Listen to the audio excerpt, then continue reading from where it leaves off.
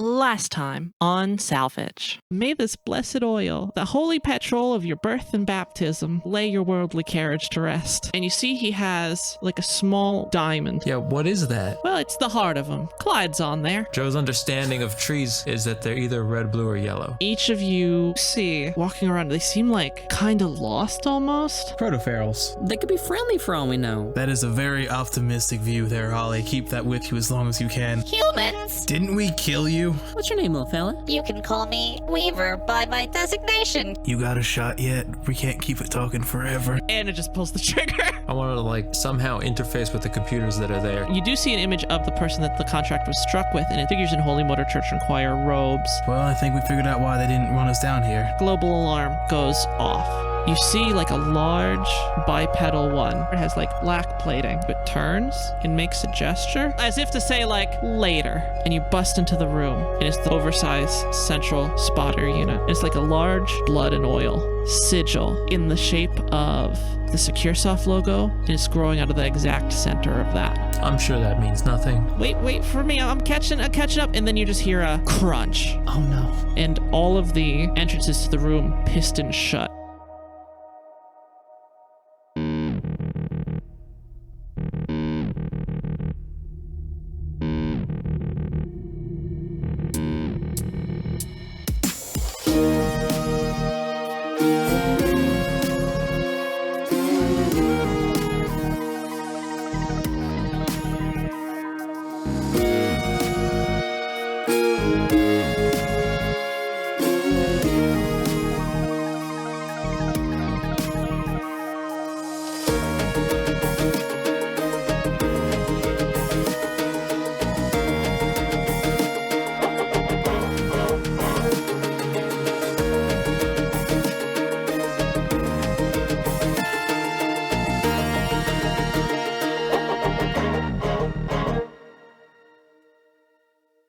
Dun, dun, dun.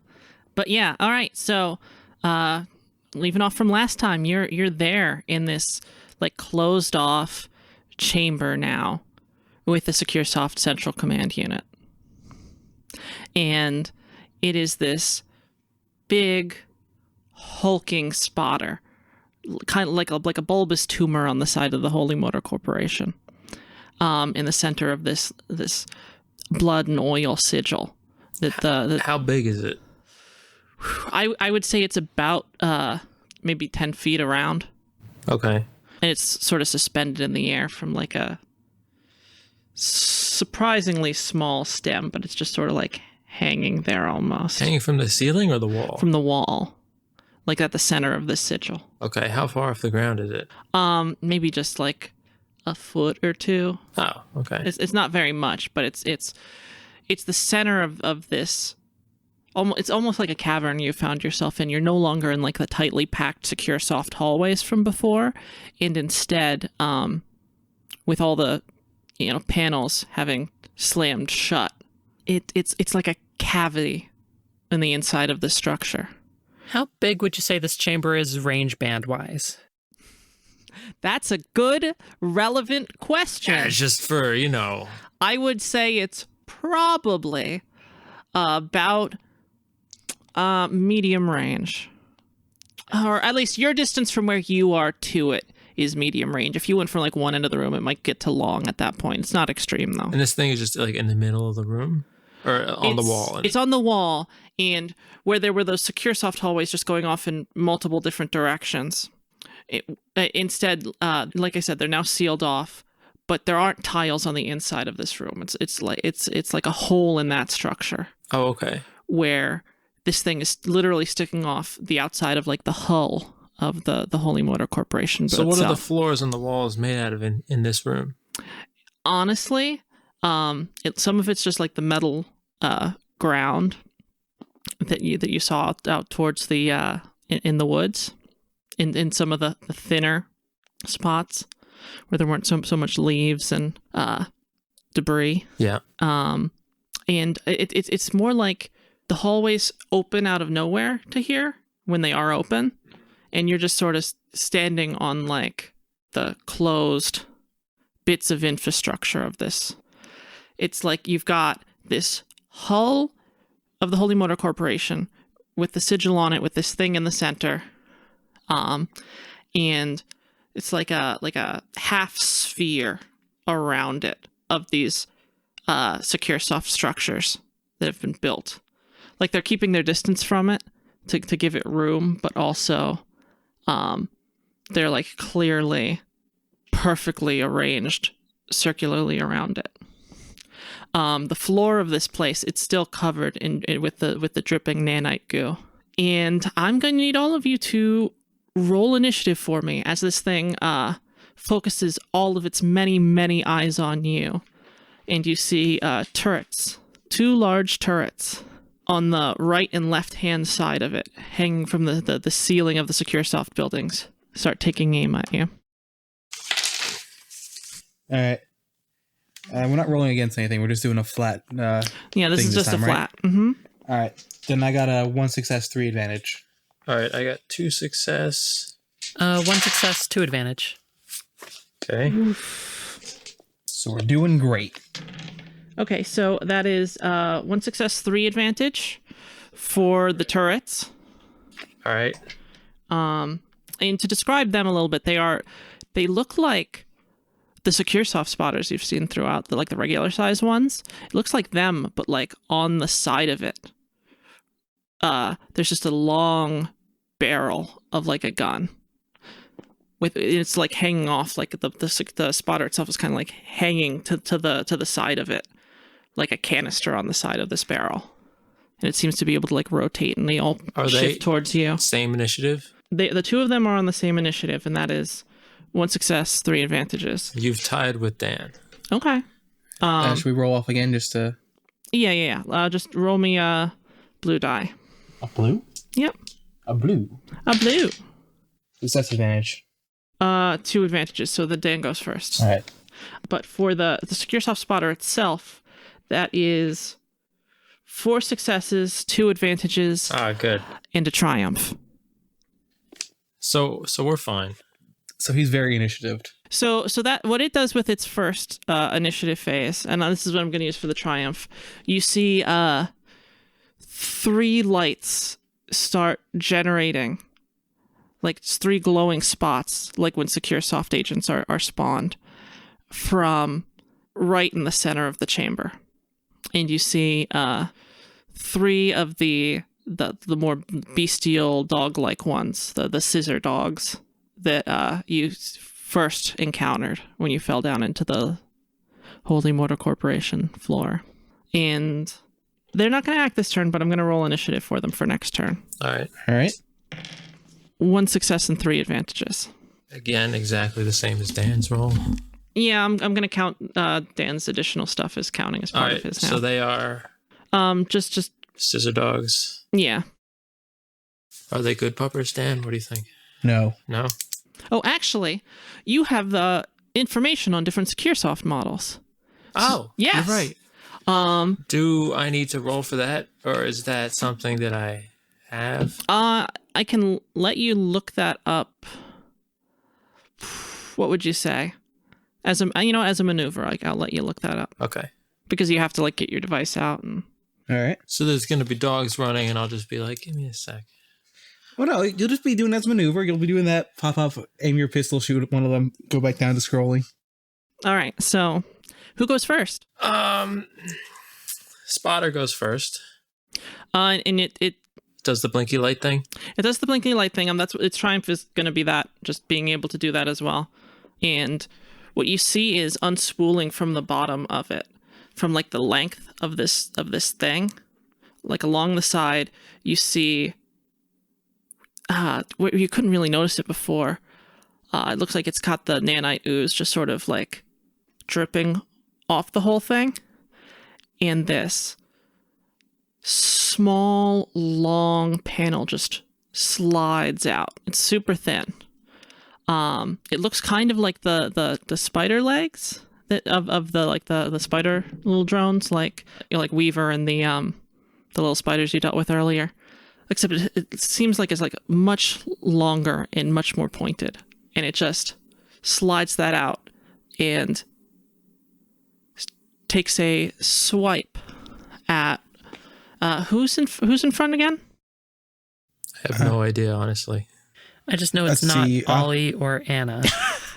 Ollie and Anna definitely at the back. It takes a swipe at Joe. Sure, why not? You've taken no damage this entire time. know, You're like I the know. least one to talk. Yeah, I was a half second too late. I was going to say Greg's in front, definitely.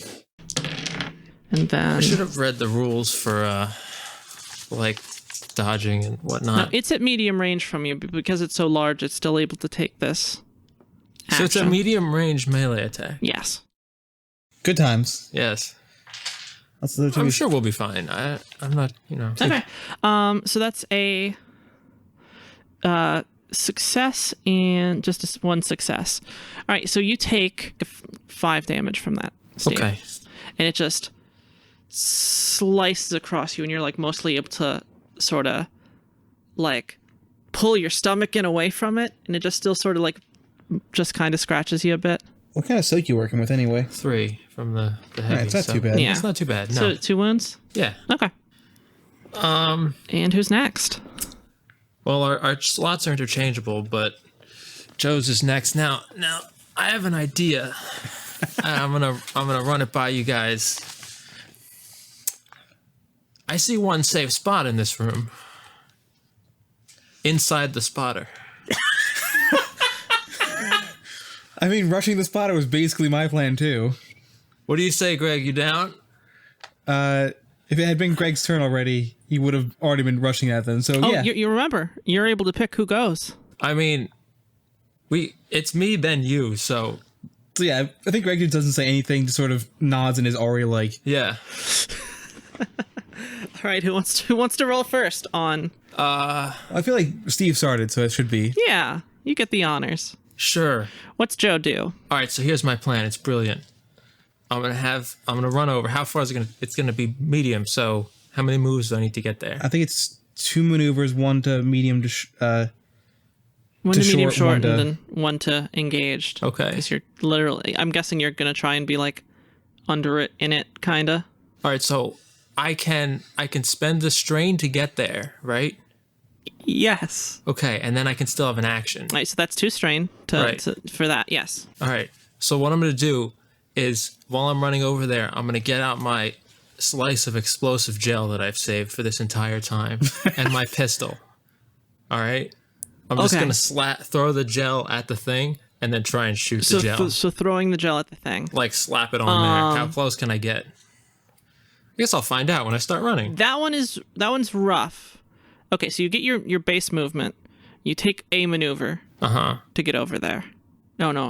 Yeah, I guess that would be 2 maneuvers then. Well, let's say I get in short range. I don't need to be in engaged range. So I can take That's true. take That's 2 fair. maneuvers, like 1 to move, 1 to throw, action to shoot. Absolutely. Okay, I'll let you do that. The maneuver to throw it. Yeah.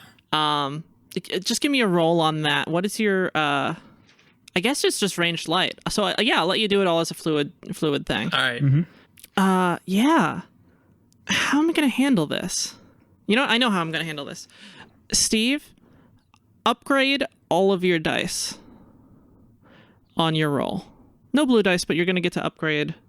So it's yellow dice all the way for all your dice. Okay, why?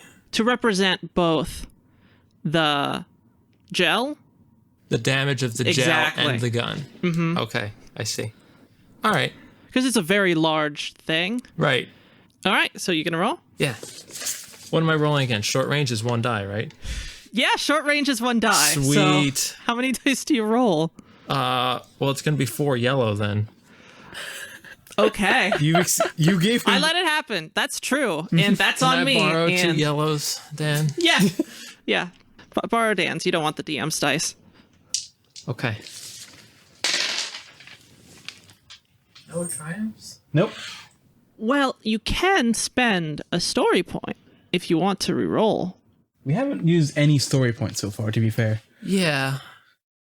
You want to give it another go? Do I re-roll all the dice? Yes. All right, I do have that disposable story point that being a human gets me salty.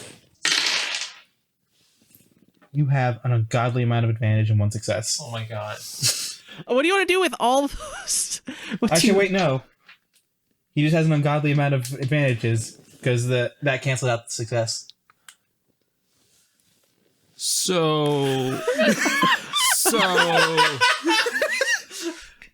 All right, Do so you roll 4 yellow dice and not succeed? all advantages. I blame the table. He was also rolling against 1 purple. 1 purple. So, am I allowed to use my old roll? I don't think so. I don't think so. Can I spend another story point and roll on the Not on the same Not on roll. the same roll. So do I fail? What you Yes. can wait. Here's the thing: you're working with him, right? Mm-hmm. Do you want to aid him? Yes.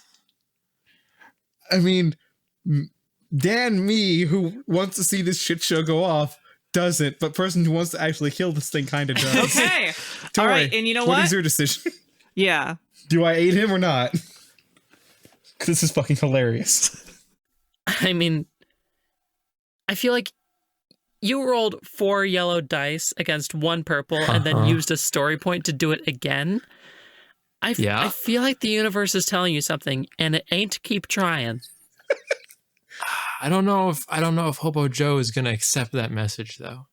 Just because I feel bad about the story point, I'll have Greg assist you. Okay. Dan, I think you should roll. I'm not good at this rolling business. The first Okay. time went fine. You just decided to scrap it. All right. So Yeah, screw it. Why not? okay, just That's add, three. add 1 yellow to that then. Fucking him. Is that more advantage? Yes. Oh my god. How does Like, that We happen? got like 10 advantages now. 9 total. All right. Yeah, actually, I know 9. exactly how this goes down. Okay. So that was a maneuver that you took to Yeah, help sure. him. okay, So you're okay. also going to get in short range, I guess. Oh my god. So you try and just perform this thing where you just throw out of your pocket this explosive putty, essentially. Yes. This gel, and you plant it like perfectly dead center on the snout of this thing, Okay. and pull your gun out of your pocket. And as you do so, to try and like perfectly aim it, you just tiny little finger spasm. Just the tiniest, because you were distracted from the throwing. And it goes off, just the beam of it, in your pocket. Okay. In the shot of the beam goes off mostly through you reaching it in your pocket and pulling it out to point at it. Again, this gel lands fucking perfectly. And as soon as you actually try and like pull the gun out of your pocket, the beam has stopped, and instead it's just this red beam has just like gone through the bottom of your pocket, all the way up through the side of your jacket, across like the span of like 1/2 of this entire like cavity. So you just see this red beam just like come out of his pocket and just like. Maybe it's because I was wading through the nanite goop. I'm all slippery. You are. Yes. All right. So what do you want to do with all those advantages? Well, I think I can take all my strain away. I You can. could probably give for two of- everybody a blue die. You can give. I could throw a You pizza can pass party. them all to Dan. Is there a limit on how many blue die you can give? No. How many advantages did I get? I believe it was 9 total. If I don't see the roll anymore. So I I'm thought just it was trying to 10. No, one of them got canceled out. You're by right. the... You're right. So 9. So you want to recover one? You don't have any strain. I took 2 Oh, you strain to did. do that. So you're gonna recover 1 strain, and then Can I recover 2 strain, or is that not allowed? you can go for it. I figured you'd want to pass on as many blue dice as you could. I'll recover 2 strain so I have time to do more dumb shit. And then how many does that leave for Dan? Like 3 blues or something? How many does it take to recover a strain? It takes 1 to recover a strain. That's 7. And how many does it take to give a boost die? 2. All right, I'll recover Okay. 1 strain. You get 4 boost die. So you spent your maneuver like. Wait, wasn't it 1 advantage to give it to someone else? Oh, you're right. All right, fuck it. Fuck. Oh no. What? Okay, yeah, take your 2. How many does he have? 7? Yes. All right, let's just get all the blue dice that we have to Dan. Do I need to ship Fuck. my dice off to fucking Philly so you can Yeah. get your boost together? I think we Yes. have just enough. I don't I think, think we have do. 8. Okay. I have 4. Aaron has 4. Yeah. Yeah, just All Oh, right. and you guys have 4. We can make Alright. it work. Roll. I guess. What are you gonna use a shotgun? Use the shotgun on Use the the goop. shotgun. That's exactly it. Okay, yeah, that works for me. So as he throws the goo and the beam just again, this full like from pointing down to pointing up, Yes. like just all along Joe's side, just lights up with this red beam goes across. There's a big like bird mark across like some of the secure soft panels, and as you do that, Joe, who and this is I will consider this part of your like aiding him. Mm-hmm. Right over your shoulder, Joe, Greg just right behind you without even like needing to communicate it to you has just whipped out his shotgun and just unloads a shot right on this goo that just like splattered on the front of this thing. If you miss, we have to surrender next round. You know? Yeah. If you miss, the whole game's canceled. We cannot possibly continue. All right. Wait. If you lose, at least Ollie gets one shot at it. Then you can surrender. Yes. Okay. So I'm rolling 10 dice against 1 purple. If I fail, Dan, you want to spend a story point?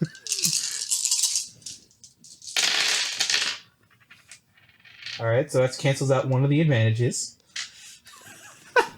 I only got 2 successes. in all that. What? But you can activate like 2 But I have- criticals or something. A lot of advantages. What? How many advantages do you have? I'm working it out. 7. 7? Yes. What's the crit rating on your shotgun?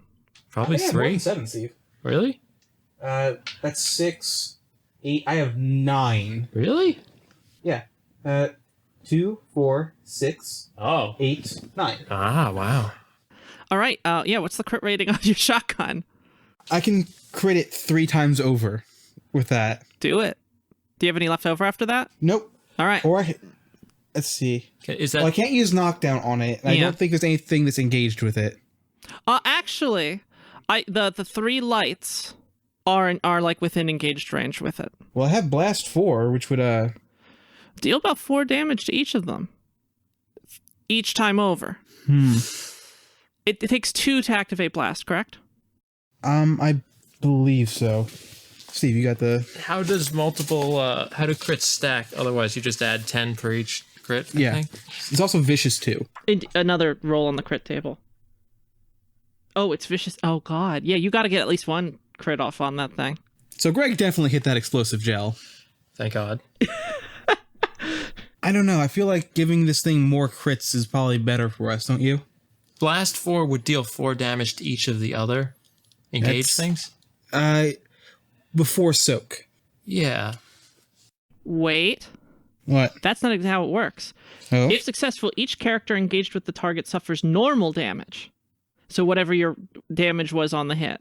Ah. If hit misses, you can spend 3 advantages to deal blast rating damage to all characters engaged with the target. So you should okay. do that then. So yeah, that's Do the blast one. all right. One blast and then rest crits. So 2 crits, 1 blast, and I'll pass a blue one to Ollie. Okay. Just keep this blue train going. How do you want to represent that passing the blue to Ollie? Well, I think I may have made a slight distraction. What? Fair. Okay. All right. So you fire off the shotgun, and how much damage is this going to be? Oh, right. The damage, duh. With the 2 successes, it comes to 10 damage. Okie doke. All right. So the 3 secure soft agents that like have arrived immediately just blown away by this explosion as the shotgun blast impacts with the contact gel, and it just explodes, blowing up a big chunk of just the front of this thing. And you can see like all the eyes, especially the big one that you were sent to retrieve is like proof along with the component. Just you could see their views. They're just scattering everywhere because they can't tell exactly why and what happened. Everything's bad for this thing right now. It's not having a great time. And there's just like as the smoke sort of clears, there's like a big crater. The 3 security soft agents are just completely like laid out. And the scythe sort of arm thing on its side that had come out and swiped at Joe, another one comes out on the left, and they're just flailing. And Greg just says, just loud enough for Joe to hear, yeehaw. Yes. And okay, so that was 10 damage, you said? That was 10 damage. All You right. have to roll And a the critical? crits. That's all I need to roll those. Yes, roll those crits with vicious, you said? With Vicious 2. So that gives you plus 20, right? Yes. How many more crits do you have to spend? I have 2 crits to give it. So it'll be 30 plus 30 on the second roll because I'll have a previous crit. Okay. But it's just plus 20 on the first one. All right, let's see what we got. All right. So that is 67. So 87 is the first one. 87. All right. Compromised. Increase difficulty of all skill checks by 1 until the critical injury is healed. All right, that'll be That's That's a good yeah. one. that'll be helpful. All right. And just add 30 to this next one. All right. 85. So 115. All right. Ooh. Temporarily disabled. The target is immobilized until this critical injury is healed. You're 1 away from blinded. That would have been great. Considering the fact that this thing can't really be immobilized, as it were, I will bump it to that then. You're gonna blump it to blinded? Yeah, Did I say blump? Yes. Lump it. Yes, you did. bump it. Good thing we're not recording this or anything. Yes, we'll never know. Yes. Nobody's ever gonna know about this, Steven. The target can no longer see. Upgrade the difficulty of all checks twice, and upgrade the difficulty of perception and vigilance checks 3 times. So upgrading the difficulty. We blew its eyes off. Well, to be fair, Aaron, you said that we could also bump it down. What's the other one below it? Yeah. Because I feel like that might make this a little bit. Horrific injury. Roll 1d10 to determine which of the target's characteristics is affected.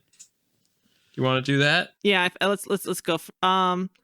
Flavor wise, I will have it blinded, and this be its horrific injury, but I'll use the horrific injury thing, and then narratively 5. it'll be blinded Okay, so you get partially. agility is affected. Okay, all right. Yeah. It's 1 point lower. So who goes next? It's the turrets, and then it's scissor dogs. Yeah, they're not going now. I mean, They died. They could wiggle or like Yeah, the components are just like twitching. I don't know. twitching. All right, yeah, those turrets take a big shot at Joe. Okay. One at Joe and one at Greg. All right. Fair They enough. can still see perfectly fine. I want to be sad about this, but really, what we did is absurd. Yes. So Okay. All right, so that is 2 successes on Joe, Okay. and the damage for that is all right. So that's 9 on Joe. That's good. How much you got left, bud? So I've got 8 wounds now. So I have 4 left. No, 6. All right. Okay, yeah. So what are you doing when you just get shot after this thing has exploded? Like, what's your reaction to this thing exploding? I'm probably gonna be looking at my gun to be figuring out why I slipped on it. Solve that problem. I'll like wipe my fingers off or something. Yeah. And then rehold my gun. Just not paying attention to the turrets, you know. And you just get pegged like right in the side of your like inner part of your shoulder, like boom. Yeah. I mean, it happens. And it sends you reeling. Okay. And for Greg, Mhm. it fails, but it has a triumph. hooray! So How does that work? Well, triumph always goes through. yeah, so the triumph always goes through. So it doesn't. The other one, there's just a pound as the like the barrel like shudders and recoils back from each of the shots it takes about like 3 shots, and they miss you completely, but they pound right around you on the ground. The nanite ooze splashes up, and the floor that you're on, already kind of weakened by like all this weight and strain on it, just falls through, and you are going to be immobilized for the next round. I mean, fair enough. Yeah. Fair enough. So you've got your shotgun. You took that shot. Everything's fantastic. Mm-hmm. You yeehaw, motherfucker, and then boom, boom, boom. You fall through a hole in the floor, Mm-hmm. and you are like, you're not all the way down in it, but you are like up to your armpits are like caught around the edges of it. So you're just like plop with your like your head and your arms just like caught watching all this. You've got nanite goo like around the face. I'm doing a fantastic Joe impression. Pretty much. A little more effective because there's like less of you to see. Yeah. Luckily for you, the nanite goo kind of like thins out because it starts sliding down the hole too. And who goes next? Then it's Ollie. Beautiful. Ollie, what you want to do? So I see all of this chaos fucking unfold. Now this chamber that we're in, in which Anna and I are sort of like at the back where we entered, is there any sort of debris to hide behind, or is it just a big empty space? There is some. There might be now. A lot. There is now, especially. There's some chunks of the main spotter in the center, and but also, it looks like just those secure soft panels that seem to be like the last stage of like when the infestation starts building hallways. They're just like loose panels unattached to like the sinew membranes that sort of move them around or whatever, just sort of like laying, like almost like they fell from the ceiling from when this thing was still first forming. Gotcha. And a couple of them are tilted so that you could kind of like get some cover behind them. Let's see. I need to get Anna behind one of those out of like this whole scene. Mm-hmm. Okay, yeah, no, absolutely. I'd say take take 2 strain because it'll take like a maneuver to drag her and also to get yourself over there. Beautiful. And situate her in. So like under one of these panels, you're just sort of like laying her down in there to be safe. Absolutely. And she's like, she can barely even talk because she's winded according to stats. Yep. But she kind of gurgles. She's like, well, thank you, Ollie. Anna, you gonna be all right? No, not really, but I'll do my best. I think I'll try and hang in there. Just hold on 2 more minutes. Oh, okay. All right. And what are you gonna do with your action? I am going to. We never tried to heal her. I mean, or not heal, but I mean, give her medical attention, did we? Yeah. How are you gonna do that? Oh boy. So she's like leaking meat and whatnot. Like, how does she look injury wise? Not great. It's like there's not only was she sort of crushed and the like some of the porcelain shell has like peeled off, exposing this. Some of it's sort of like smashed up and either falling or hanging out a little bit. What you can see if you take a look at the injuries is that like each different bit of it, you can see like a full pulsing, beating, but still somewhat very artificial and uncomfortably fake looking color coded set of organ systems, except instead of muscles it's just like a squishy styrofoamy like meat texture. And you can tell they're like the way they're moving, it's like really laborious. You can see some of the shards of the porcelain having like stuck through a couple of them, and it's just do you touch any of it, or are you trying to keep your hands out of Anna's guts, as you will? Well, I feel like the best thing to do with these porcelain shards that are like, embedded into her fucking organs and whatnot, with, my 4 intellect and 1 rank in medicine, I think all I know is the best option is probably not to remove, but rather to immobilize if, her internals are anything like, regular organic people's internals. They seem like it somewhat. Yeah. Except for like the weird sort of oval kind of stylized shape to it. Yeah.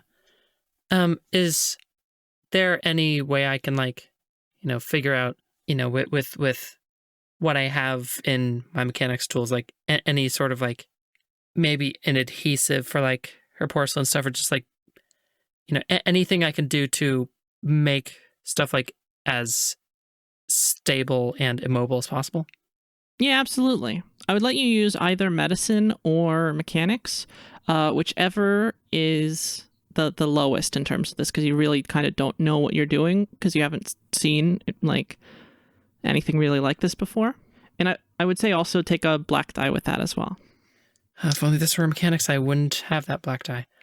Alrighty, and I get the blue die from the explosion distraction, right? Yes. Cool. And I guess I'll sort of like, that whole hubbub has allowed me some moment of cover so that I can like work in relative peace for a second. Yeah, absolutely. And this, sorry, what difficulty was this? I would say this, it depends on the scale of the injury. That's the 3 dice. All right. This will be fun to play out. What'd you get? That's actually not too bad. Oh. That is 4 successes and 1 threat. Okay. And because of my surgeon talent, she also heals 1 additional wound. All right. So that's... You're able to heal her for 4 wounds, bringing her back down from her threshold. She's still going to be incapacitated for this whole thing, but she's like... You're able to, as best you can, sort of keep her intact. And so that, like, her being there, she's not going to, like, break more from, like, the structural damage to her. And this makes sense for you using the mechanics because you really don't have anything that you can reasonably do to like, the weird bits inside. But you can... like keep her together till you can try and figure it out later. And you use, again, like you said, you use some adhesive to try and like shore up the like porcelain shell. You help shore that up with some adhesive. And do you use any of the nanite paste? You have that nanite paste you collected. I do. Anna, do you know what this would do to you? Would this help? Well, not entirely sure, but if you think it might fix things, probably won't hurt. It's worth a shot. And I'm gonna attempt to use that as well. Okay. And I'll let you recover an additional 2 wounds on her. Beautiful. Using that, like, along with the adhesive. In fact, it starts like filling in the cracks of the porcelain and just like repairing it almost. There's still like huge chunks that have like completely fallen off. And like on her chest, like it's completely, the organs and meat are still like completely exposed and it's leaking, but she's not gonna like crumble and fall apart. Hey, now don't you worry, I'm gonna patch you up as soon as I get the chance. Yeah, and as you patch her up, each time you brush any of the like foreign organ systems in there or just the meat, each bit of it like glows for a moment in the color of that it's color coded in the dye that's leaking from it. And you manage to get her settled. And who goes next? It starts the round again. All right. And I'll have the turrets go first for them this round because the spotter thing itself is still flailing and still having a very, very bad day. So I imagine the way this whole round went down, just to go back over it one last time to keep it fresh. While Joe goes to throw this gel, Ollie pulls Anna into this small alcove under this tile and starts trying to do medicine on her. And then while that is happening, Joe has his laser mishap, throws the gel. Greg takes his shotgun and shoots it. Greg falls down this hole. The explosion happens. Everything just goes nuts around you, and you are just still fixing and comforting Anna. And the turrets take another shot, both of them this time at Joe. You've made yourself barely a target at this point. To be fair, I was made barely a target, not. You're just a head and arm sticking out from a hole. This is your fault, Joe. This situation that you found yourself in. Yeah. Okay. And that is a success and an advantage on you. Well, this is the one that fired at Greg last time. That one has more like a multiple staccato shot, while the other one has like a one single burst. And this one deals about, let me just double. Okay, yeah. This one deals 6 damage to you. Yeah, I'm dead. No, you're unconscious. Oh, and you have soak, friend. Oh, okay. Did you apply your soak last I'm time? almost dead. Wait, Steve, did you apply soak last time? Yes. Okay. And then the other one fires its shot at you. Oh, okay. I'll be dead in a minute. Give me a sec. And the single big shot just pounds like right next to you as you take these like 3 rapid fire shots, like right like where on your arm where you got hit before, and you're just like So they're all shooting bleeding at my and arm. straggling. No, it's just that's the side that's like left exposed to them. Like you said, as you turned to look at your gun, you kind of turned your side to them. I'm gonna go like, that's my stabbing arm, damn it. Well, no, you're not going to raise both of your Turrets. hands, Steve. No, I'll not raise the one. Yeah, one's just like hanging. The other one's like, motherfuckers. And who goes next? Who wants to go next? Joe, then Greg. Again, it could be any of you. Well, Could I attempt to jump inside the spotter for some cover? Okay, take 2 strain for that. You can do it. to maneuver inside. Work your way up there and hop in there. Yeah. What's in there? It's Pain. honestly just gushing that white liquid again, just more and more and more of it, and it's just enough that like if you crouch, you can like hop up into it. And it's just secure soft panels and components inside. Like some of it's like sparking and Can I get out? motors whirring. Can I get out old Sticky and just go to town? Just like slash everything that I possibly You're going can. to take your knife and Stab just like holes in each thing. Just like all the wires cut. Yeah, all absolutely. Any tubes. Just I'll give you. what's the one component that we're supposed to take out of the inside? the eye.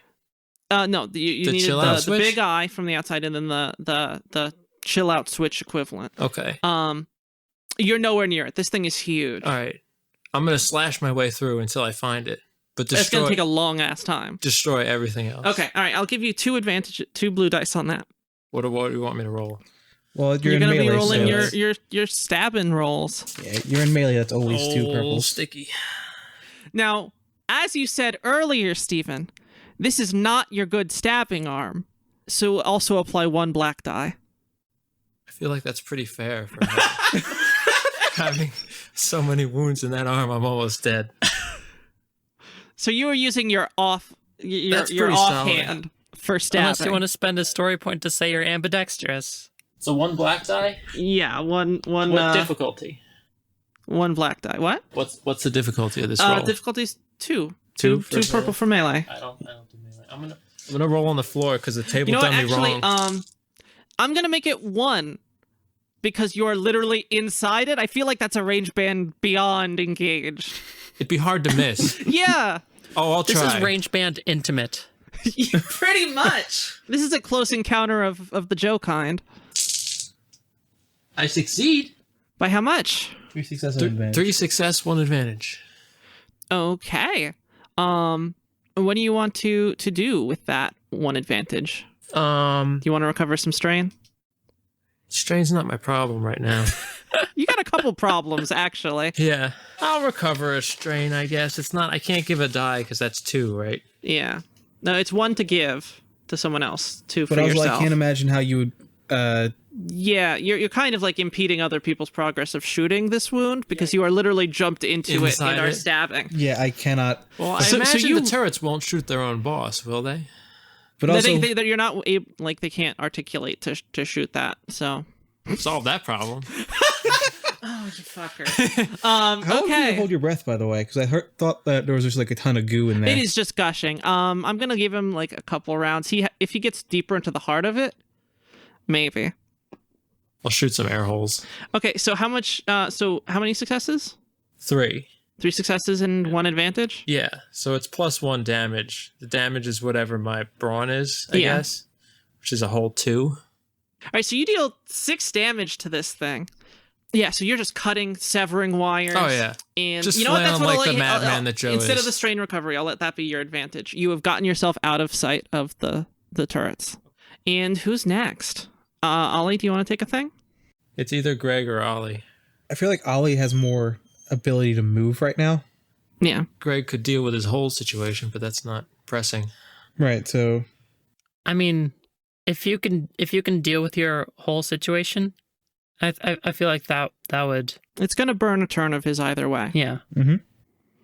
So you going now makes the most sense because you'd be able to actually impact things going on. that's kind of what I was thinking. That's why Yeah. I'm leaving him. Okay. As much as I have like the most ability to like move right now, I think what Ollie is going to do is pop out from behind cover. Would that take a maneuver, or is that just like, just do it? Yeah, I'd be just doing it. Cover. You can, even if you take a shot or perform an action, you're still in cover as long as you don't move. Alrighty. And by that, moving range bands. So you're still in cover, and you can pop out and pop in without really. That's just part of the action. Cool. In that case, I'm going to spend my 2 maneuvers to aim. Okay. So take 2 strain for that. And I am going to aim for the multiple shot turret. The rat-tat kind of thing. Oh, the multi turret. Yes. Okay, absolutely. Because I'm certainly like in no position to be shooting the big one right now. Fair.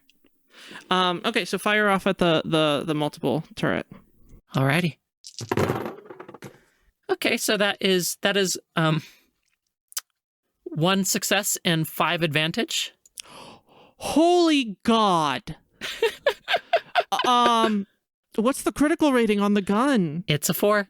Do you want to do that? Do you want to auto fire? Let's see. How much does it cost to auto fire? You do 2. have to take another purple die just in case. Probably not worth it. Yeah, no. I'm just gonna crit it. Yeah, all right. And you want to heal one of those strains back? Yeah. From the elation of just a good fucking shot. And what's the damage on that thing? That is 7. All right, so you just shoot 3 or 4 solid shots. Like it sprays up the wall and lands 3 or 4 solid shots right through the spotter part of the smaller, more rapid fire turret. And it just explodes and pops and there's like sparks and fire and a little bit of smoke. Quickly stifled by all the nanite ooze. Roll me a critical damage. That is going to be 40, which is Stinger. Increase the difficulty of the target's next check by 1. Okay. So here's the thing to keep in mind. The way these 2 turrets are operating is that they are both minions. And because of that, you did enough damage to take out one, and technically were able to crit through to the other. So in your spray, you went up the wall at the multi-turret while bringing the gun back down, dragged it right across, and just shattered the other turret as well. Again, these like these things are kind of glass cannons because it can just keep spawning stuff, or it thought it could. So you end up taking out the turrets, Ollie. All right. You're doing good. I'm doing my best. That's all you can do, right? And you hear like the weird equivalent of like a creak or cough or something from Anna, and she just spasms a little bit, and you can see some like more dye sort of roll out, but she calms down. And who goes next? So it'd either be, you said the turrets went initially for the blob, Yeah. the spotter. So the spotter would go in the turret spot. Presumably the scissor dogs have been gone for a long time now. And then it's Ollie's slot, which presumably Greg will take. So it's spotter, then Ollie. Okay. So the spotter, Or spotter, then Greg, sorry. finally, like it as soon as you like hop into it, Joe, it starts taking its little scythe, its real long scythe pincers and trying to like scratch at like this thing burrowing into it. It's kind of a very weird reverse situation for Secure Soft in general. They're used to being the awful burrowing thing. They're not used to having like a person burrowing into them. And does it have any self-preservation, algorithms will say that prevent it from just stabbing wildly at itself? Yeah. If I may, yes, could I suggest us using a story point to up the difficulty of whatever it's going to do, with the idea being that it is also clawing at itself? You know what? Absolutely. Doesn't it already have the critical from Dan? You know what you'll be able to do with that? For its action, it will, in fact, upgrade one to a red die. Well, it's already doing that because of the... No, that's just another purple. Oh, okay. Yeah. That's an increased difficulty. So it's an increased and an upgraded. All right. Okay. All right. So it tries to scratch at itself. It's going to get a black die for that as well because it's like self-directed. It doesn't really have the reach or mobility for that. It wasn't expecting someone to blow its face off and then try and crawl right inside. That's fucking insane and unreasonable for anyone to expect. That's how Hobo Joe gets you. Expect the unexpected when it comes to grease, grime, and what was it? Grit? Yep. Yeah. The G-force. All right, so yeah, it tries to scratch at you. Fucking G-force. Oh. Sorry, can we just like sit on that for a little bit? Yes, absolutely. Proud of myself. Okay, yeah. So it straight up fails. What it is able to do, though, is you do see two shimmering lights on the wall back where, like, near where you guys were. I guess it's because it's thinking about what your last positions were, most of you. One is small, and the other is, like, wide and large. And what you see is one of the humanoid, this more weird skeletal humanoid-looking ones, come from the small one. In that large four-legged chassis with the lance, the one you described as almost centaur-like, pops out of the large one. And you can see as it does this, and I'll let this kind of be part of some of that stuff going on with the explosion and the story point and all of that, where it's just so damaged. You see, when it's bringing each of these in, you can see it has like small components between the lenses that also like light up as well. And the big one that lit up as the centaur materializes sizzles out after it materializes and starts sparking as Joe accidentally cuts through some important wires. Accidentally. All right. And who goes next? Oh, last one left is Greg. Greg, right. I mean, as comfortable as the hole is, I don't feel like he wants to stay there for too long. You are immobilized. So I'll let you take your action to try and get out of the hole.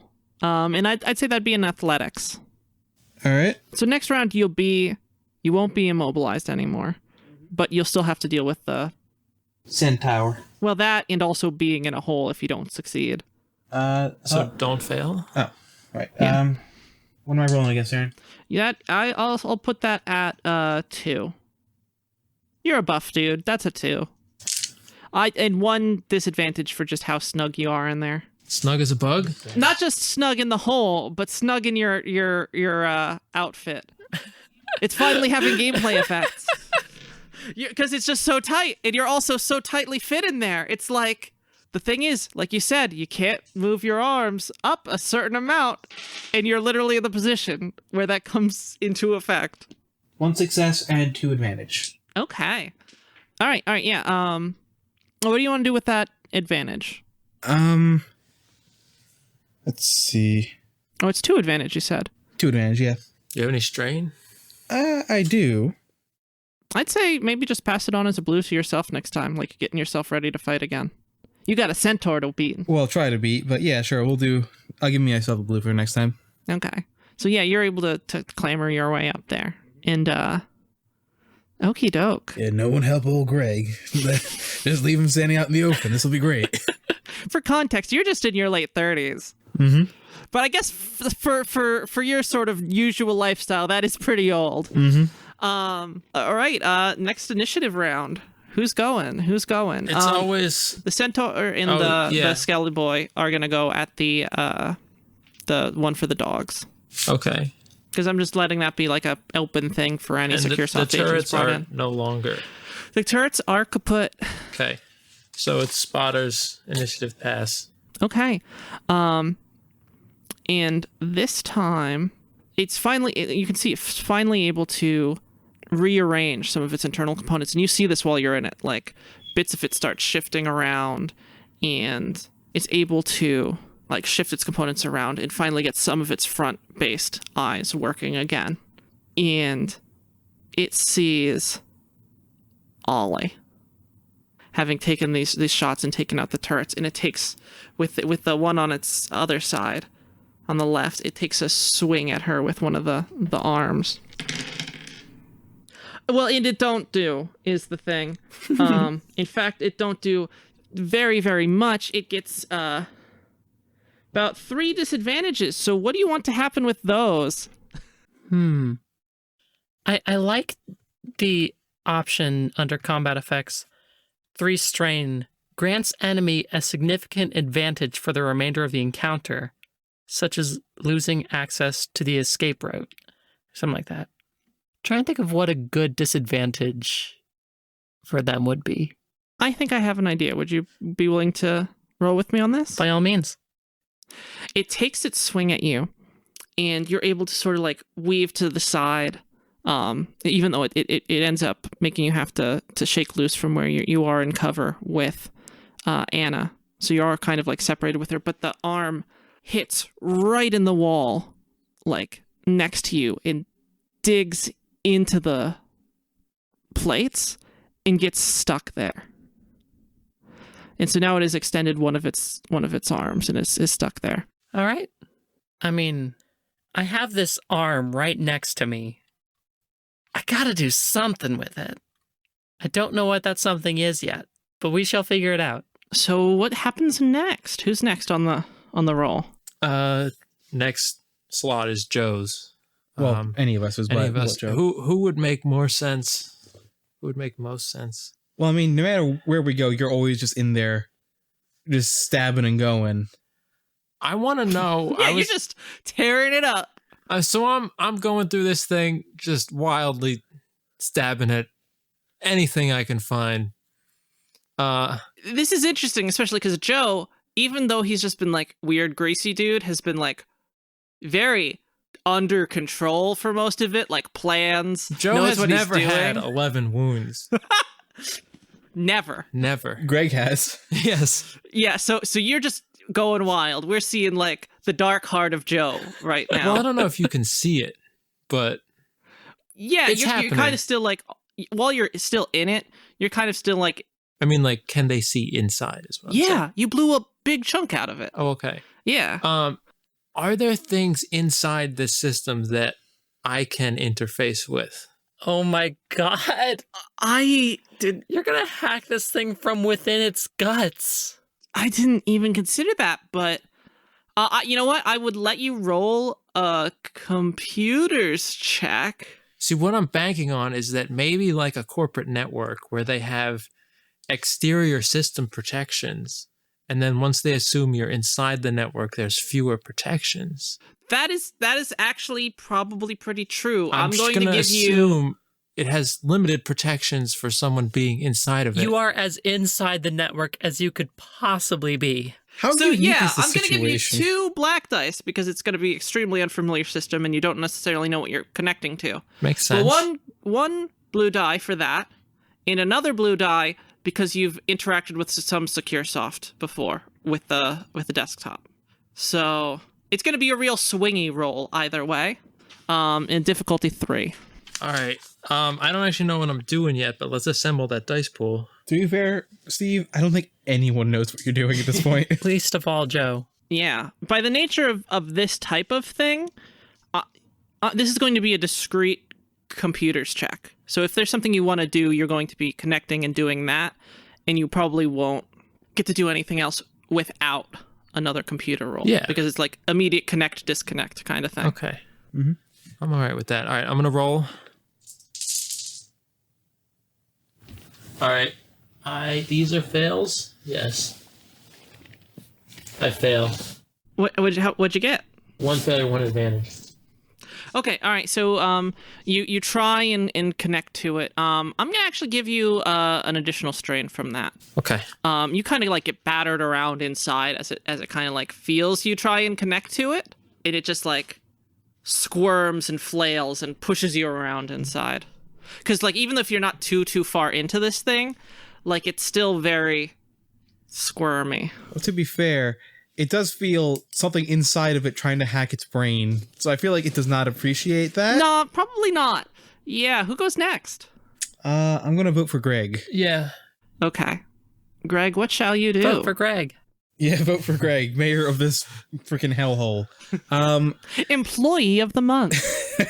Are there any areas that look like the ground's more rough so that the giant centaur might have a little bit more trouble getting to me? Yes. I would say so. Again, it's those same paneling, like that sort of, and bits of rubble that, for example, that Ollie brought Anna behind. All right, so yeah, Greg's gonna go find like the area that looks like it'll give it the hardest path to get to him and take a shot at it with the shotgun. Okay, all right, so that's going to be a maneuver. I'm going to count that as you taking cover. So take 2 strain for like both them getting into range. And all right, that's 5 strains. This is going great. all right, you are within short range, so that's 1. And did I give myself a blue? I think I gave myself a blue. You did give yourself a blue. Because you got yourself like in a position, you as soon as you got out, you turned to face the centaur. Greg just knew. He just had to fight the centaur. It's just his thing. Wow, that was a freaking terrible roll, but I still have a net 1 success. Okay, wow. What's the damage on this thing? So the total damage will be 9 with the success added onto it. Okay, so you take a shot, and you could see the spray of it slam against the centaur, and you see some panels come loose. And you see the spray of it hits the centaur, and the panels come loose, and it reels back, and it looks really real beat up as like half of it just sort of like brushes right off almost, and it turns at you, and it still has the lance in its hand, and it points it right at you, almost like ready to charge. All right, come on, big guy. Pay attention over here. And it just tamps its foot. It's not like an actual hoof or anything, but it's like a almost like a needle point that it's sort of on, and it like taps that and grinds it against the flooring. And who goes next? Secure soft. Yeah, it'd be the thing. All right, and so it runs at you with the lance. It's gonna get some advantage for charging right at you. Oh wow. Okay. That sounds good. So that is 1 failure and 4 advantages. All right. That's not what I was So expecting. you kind of matador it a little bit and like get out of the way at the last moment. And in fact, it's funny, you get really lucky. It happens early. And even kind of catches you surprised with this, because well before it gets there, you just see this brush of force, and like you see like the in light, just almost like the outline of the lance projected like at least 5 feet in front of it, as it just like punches right next to you. And it startles you so much, like as you sort of throw yourself away, you sort of lose balance. And I'm going to have it be that, like, you end up with all those disadvantages. You take 2 strain, and you end up, like, on your stomach on the ground, having thrown yourself away from this thing. All right. So, again, just for context, Greg gets out of the hole, gets ready. He's, like, centaur fighting, all into it. Fucking takes this shot. This thing charges at him. He's like, bring it on. jumps out of the way a bit too early and gets totally surprised by just the force of this, like, projection from this lance right by you. And now you're on the ground again. What you're telling me is it has a punching arm. Kind of. Kinda. Maybe you could punch it, Dan.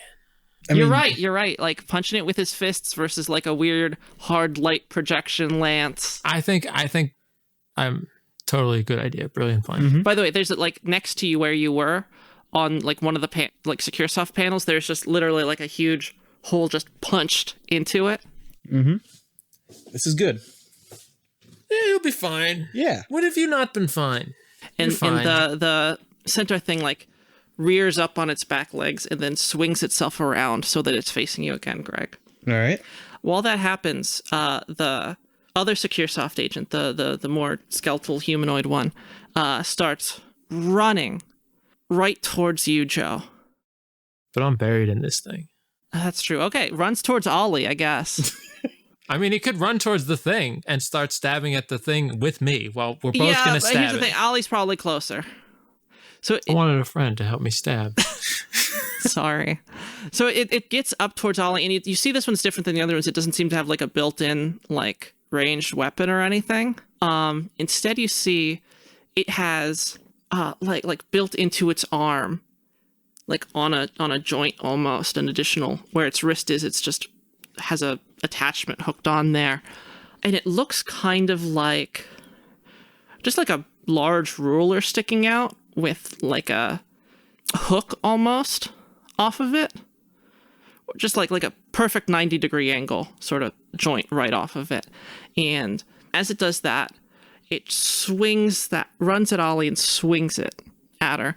And in the same way with the lance, but clearly like less, obviously, the space between that wrist joint and that top bit sticking off fills with that same sort of like hard light outline and takes a swipe at you. So it's a ruler with a 90-degree bend in it?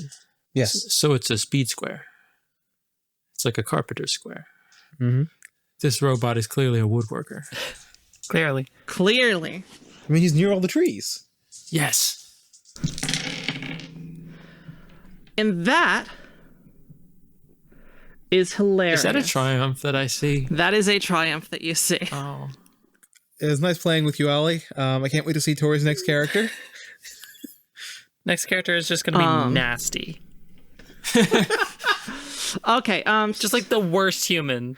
so that is 2 successes, a triumph, and no advantage or disadvantage. Well, there's that. So 2 successes include one of them's a triumph. So it swings for 8 at you, Ollie, and that's also going to be a critical hit. 8 damage, you said? Yep. Still not great with my Soka 3. Okay, so that's 5. Mm-hmm. Okie doke. And could you roll your percentiles, Ollie? Sure. Or Tori? And Yeah, how many let's ones do you see. have left? Oh, I wish that didn't happen. Well, that's an oh, that's kind of adorable. That's an 85. I'm winded. Oh, you and I had a Damn! match. So, while it connects with you, it cuts at you a little bit. So you get like a bit of a slice towards your shoulder, but like just because of the angle of it, it's not actually able to get you real deep. It's really super surface level. But most of the damage from it is just the weight of this thing, just slamming into you with like that much force, and because you got separated from Anna, you were a lot closer towards like the wall, like the closed off hallways, and it slams you right into one of them, and you like it catches your breath and you're just winded. That might be one of my favorite critical injuries because you have things like fearsome wound and agonizing wound, and then it's just winded. I mean, winded's pretty serious though. Yeah. What's that do again? I can't voluntarily suffer strain until the injury is healed. I would definitely take that over something if I could choose. I mean, fair. Especially at like the range that it's at. Yeah. I mean, ideally, you'd take mine or Nick. That's the best one. So yeah. So who's next? I think it's Ollie. Yeah, it's Ollie. Yeah. Okay. Tori, what do you want Ollie to do? Okay, so I'm not in a great spot here, but I really want to know Yeah, and this thing's like right on you at this point. that spider leg. Does it have any joints? Absolutely. So, Just to let you know, Dan and I are nodding right now.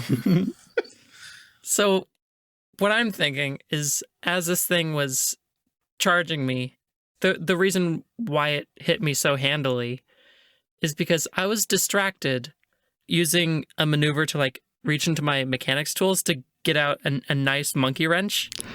Uh-huh. And I'm going to try and like disconnect part of this arm. Yeah, absolutely. That'd just be mechanics. Well, I love that. What's the difficulty? I would say to disconnect it at this point, difficulty 2, but with one black die because of the fact that it's still like sort of struggling. All right, that works perfect for me. With my knack for it, I negate that black die. Well, damn. We are just disrespecting this spotter so bad. Like, just give me your arm. I need it. For reasons. Yeah.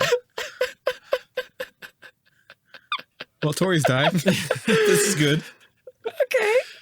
Well, what happened? Uh-huh. Okay, so I'm going to need some reminders on how triumphs work with failures. So I can tell you the easy bit right now. I have one advantage. Yeah. I rolled 2 failures and I also rolled 2 triumphs. Oh my god. Okay, can I make a suggestion? Yeah.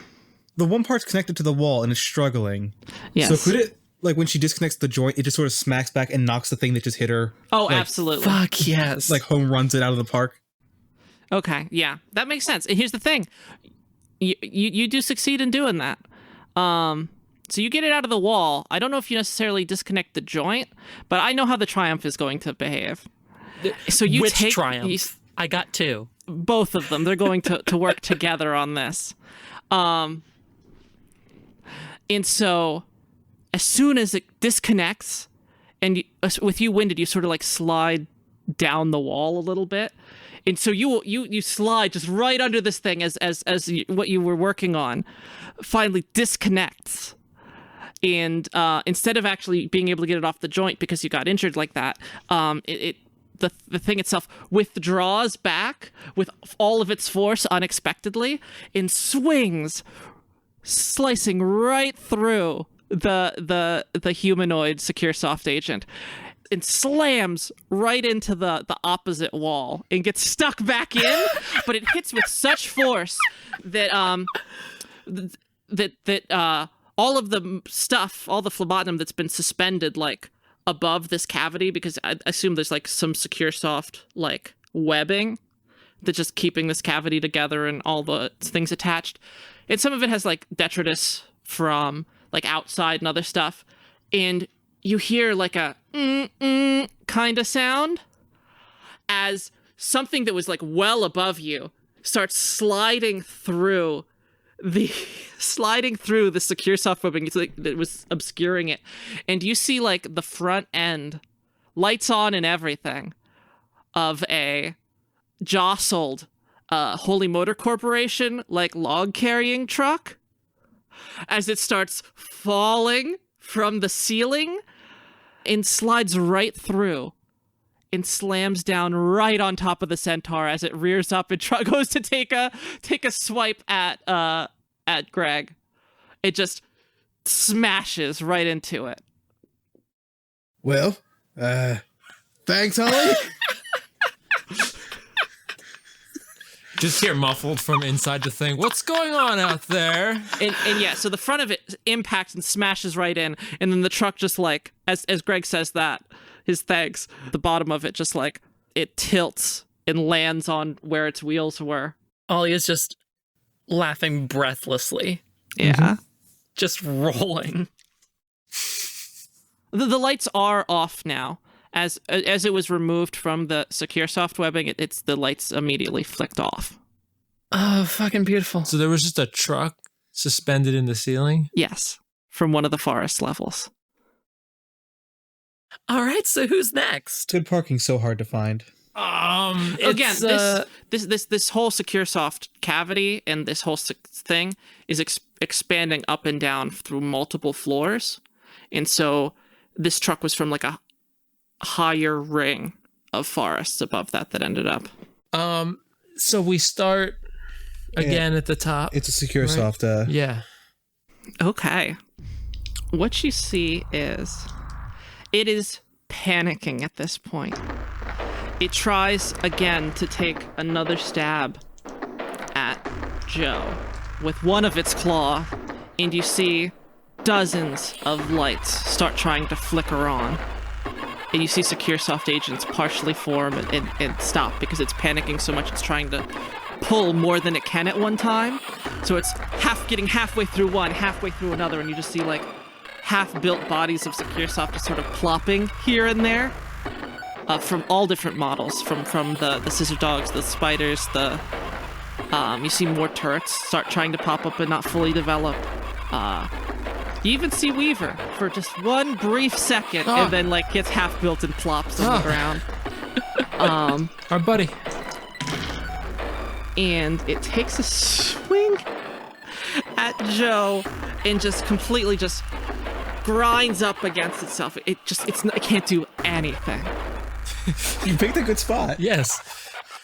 I'd like to point out that inside SecureSoft, perfectly safe. You also get an advantage because it's just like, oh, I should definitely try. It's completely not able to reach you as far as you've gotten in. I'm gonna try interfacing in a different spot. Maybe I've stabbed my way through to a different connection or something. Can I try again, or is that not a thing I can do?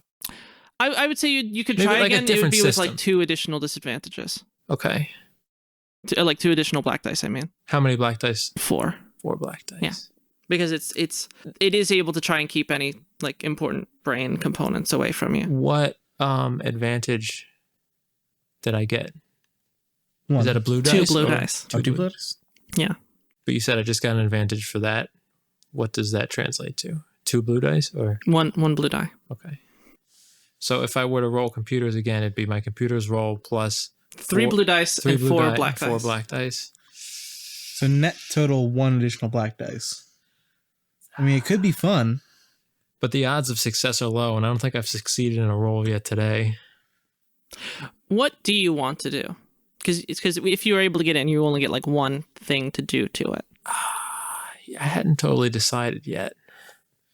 But if I could get in, I would attempt to somehow, disable it or shut it down somehow.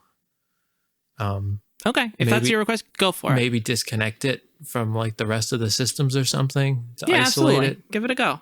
All right. 3 purples. I think you succeeded.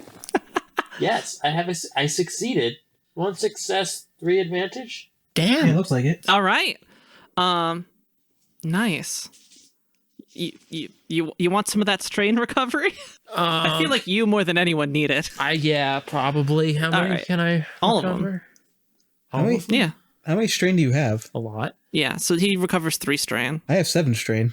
I have 6 strain. So Yeah, I can recover how many? 3. 3. Yeah, with your advantages, and I'm letting you because again the difference in the system and how complicated it is. You get 1 simple action thought, and you said disconnect, right? Yes. So I'm going to like, interpret that somewhat sever its vaguely. Yes. network Okay. connection to the rest of the system that it's interacting with. All right. So it's isolated. Well, the way it does that is it literally you end up connecting into the right component with your wire to your TI 9000 calculator. Yes. And manage to hit the first thing that looks like it says disconnect or sever in it, because you only have like moments, and at that moment you hear like a tearing sound in front of you from behind this thing. And Greg, you have the best view on it as you see the like stalk holding it to the wall like start withering and tearing as the weight of it finally starts applying fully to it. and it just tears right off with a thunk and smashes the bottom of it. How much damage do I take? All of it. With your advantage, none. You, in fact, recover strain because you're in a little pocket. Oh, I'm in a pocket of soft, goopy stuff. Yeah, so it smashes. It's like a little weird. It smashes and then it rolls back a little so that you're kind of like upwards, but a little at an angle. So it's kind of like you could practically just sort of like sit and lay back just a little bit in it, and you're kind of reclined. And the lights of the Secure Soft office go dim. Side note, it took enough damage to just be fucked with this. Okay. So first thing, you disconnect it and sever its control of the rest of the thing. Second thing, it smashes and it goes on the fritz, and the lights across the entire like Secure Soft office complex, all the windows, whatever, go dead. All the light in the room that you're in goes dead. And you start hearing another larger tearing sound as the ooze, the nanite ooze that you're around, starts behaving like almost like a ferromagnetic liquid with a magnet nearby. Like it starts making little ripples and spikes and weird shapes. Like it itself is sort of like writhing and freaking out. And you hear this large creak as the entire Secure Soft office complex. You see the hallways in the tunnels in front of you. So the ones into the Holy Motor Corporation, like the hallways start like collapsing. Yeah. And the entire office complex starts pulling itself away from the Holy Motor Corporation. With this large creak, you see the sinews start pulling and eventually tearing away as the entirety of this complex starts being pulled away from the building by the force of gravity. And as it does, whatever was holding it up slams down. We're in this, right? I know, yes. You're in the Okay. cavity of it. So where before was hangs down. The ceiling is like 10 feet closer to you now, as it is just a thunk. And you hear the groan of the flooring under you as it starts to pull this entire section of the forest and the ring and this part of the Holy Motor Corporation off as it starts to fall off the side of the Holy Motor Corporation. Holy shit!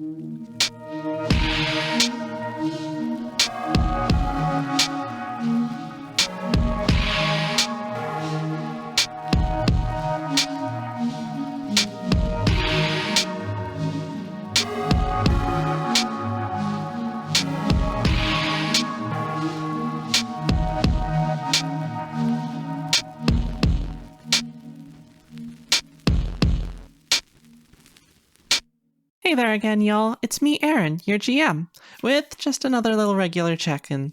It's finally episode 7, which is super exciting, because it means in about 2 weeks' time, it'll be the final episode of our first proper arc, Burning Rubber. And I'm gonna be real, it's a doozy of an ep, like, just completely bonkers. Also, thank you to everyone who's joined us in our Discord server. I know it's still early days, so there isn't too much posting yet, but it's a great place to hang out and talk about the show. And if that's not your preferred speed or variety of engagement, and you haven't already, then follow us on Salvage Cast at Twitter. Or leave us a review on your favorite podcasting platform. It helps us a bunch. Anyway, I'm not going to keep you for too long. Have a great time, and enjoy the rest of the episode. Peace.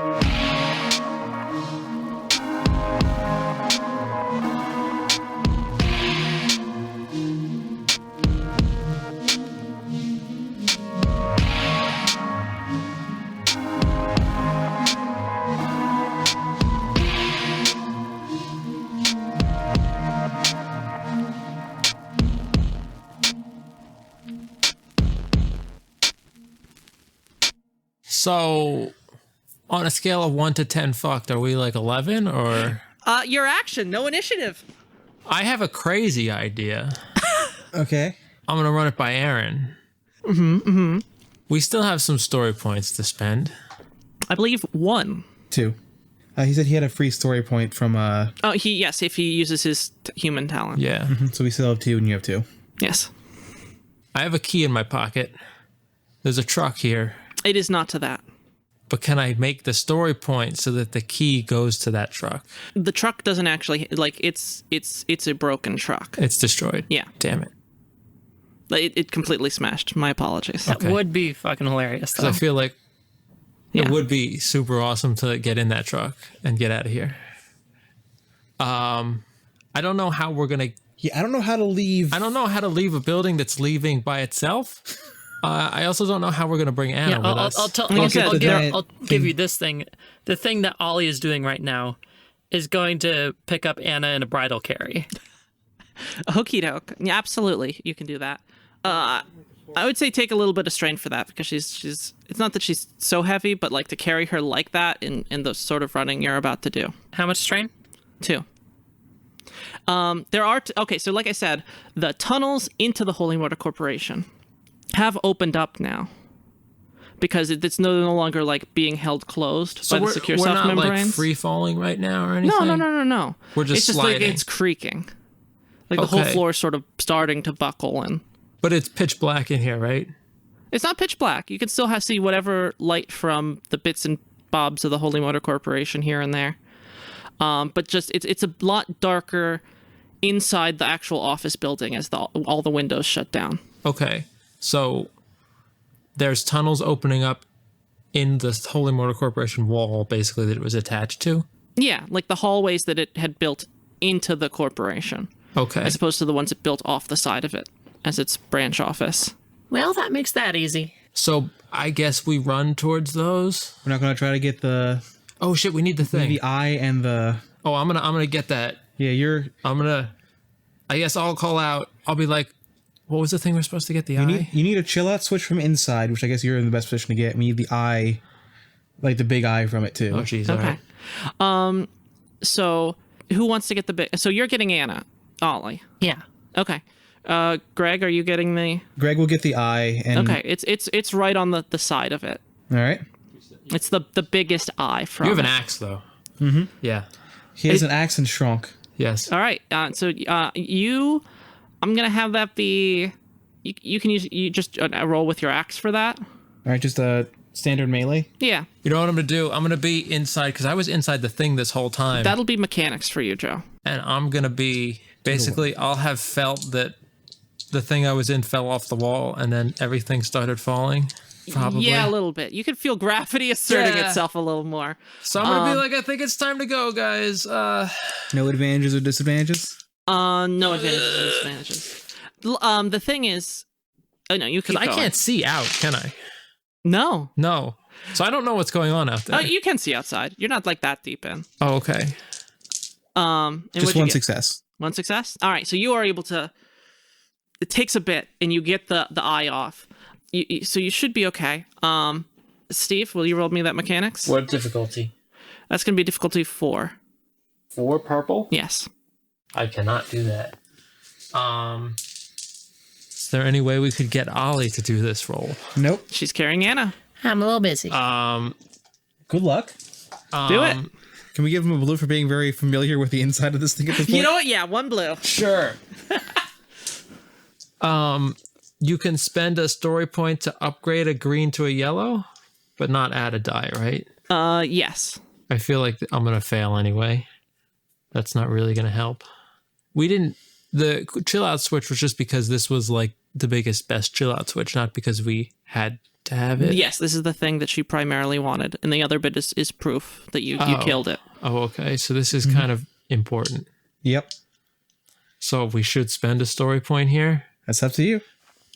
I mean, it is our objective, so I feel like Yeah, it's we about should. as story as we can get. Yeah. Mm-hmm. All right. I'm going to spend a point. This is a terrible dice pool. Go for it. And as all this is happening, succeeded. I succeed! Holy shit. A lot of disadvantage. So we get 1 success and only 2 disadvantage. 2 threat, I guess they're called. okay. Holy moly. Now, this isn't entirely going to turn out the way that you thought it would. All right. I don't know what I thought would happen anyways. Okay, that's fair. So you dig through this thing, and you get so fucking far.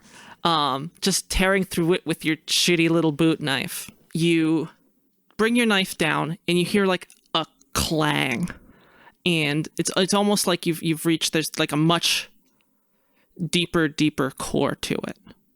That like you shouldn't even be able to have gotten to it, especially with a fucking knife.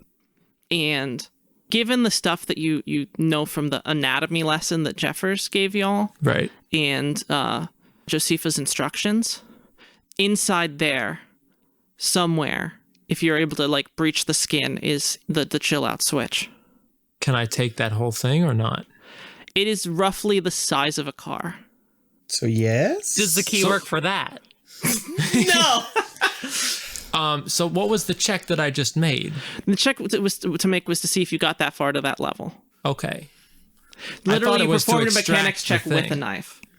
Okay. We have a story point left. We could have the casing be cracked enough that you could get in it. Yeah. I mean, I could shoot it open. I feel like that'd be a bad idea. I'm going to flip a story point. All right. Oh. The creaking starts to develop, and you can just hear it's getting louder and louder, and you start Which feeling creaking? The room? yes, Okay. as this entire like floor that you're on finally fully starts buckling and crumbling away, as the entire SecureSoft office, which is now sort of like hanging precariously off of the side of the Holy Motor Corporation, what's left of the support snap, and the weight on it makes the floor start to give out. And please take an action as some of the floor and this level starts to fall apart. An action? Yes. What kind of action? Ball up and cry, I think is That's the best one. That's one option. Mm-hmm. There's also the get the fuck out of Dodge option. There's the try and perform a last ditch action option and possibly fall. So I have one action to try and like extract this thing and jump out, basically? Yes. Now, it won't get you into a safe zone. That would not have enough time for that. Right. Yeah. But I would not fall down into the abyss, is what you're saying. No. You very well could. How deep is the abyss? It's an abyss deep. It is an abyss, Stephen. Okay. So I've got one action. One action, one maneuver. Each of you, in fact. I'm just waiting for Steve. I used my explosive gel. I mean, unless I can open this thing with mouthwash, I don't know what else I've got. Mouthwash and a crayon. I have antifreeze and wiper fluid. I'm sorry.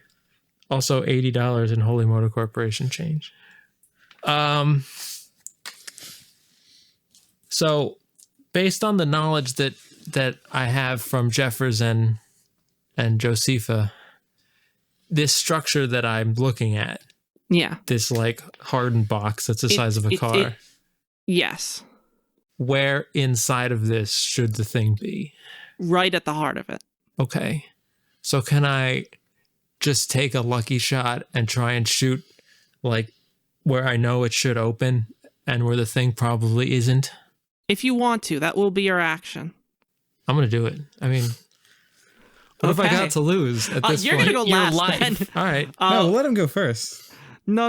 We're keeping the drama up on this. What do you two do? What I'm doing depends on what he's doing. Oh, okay. All right. So you're going to try and take a shot at it. Yeah. Okay. Roll me that shot. What distance am I? You are engaged. Okay. Which is actually more difficult than short.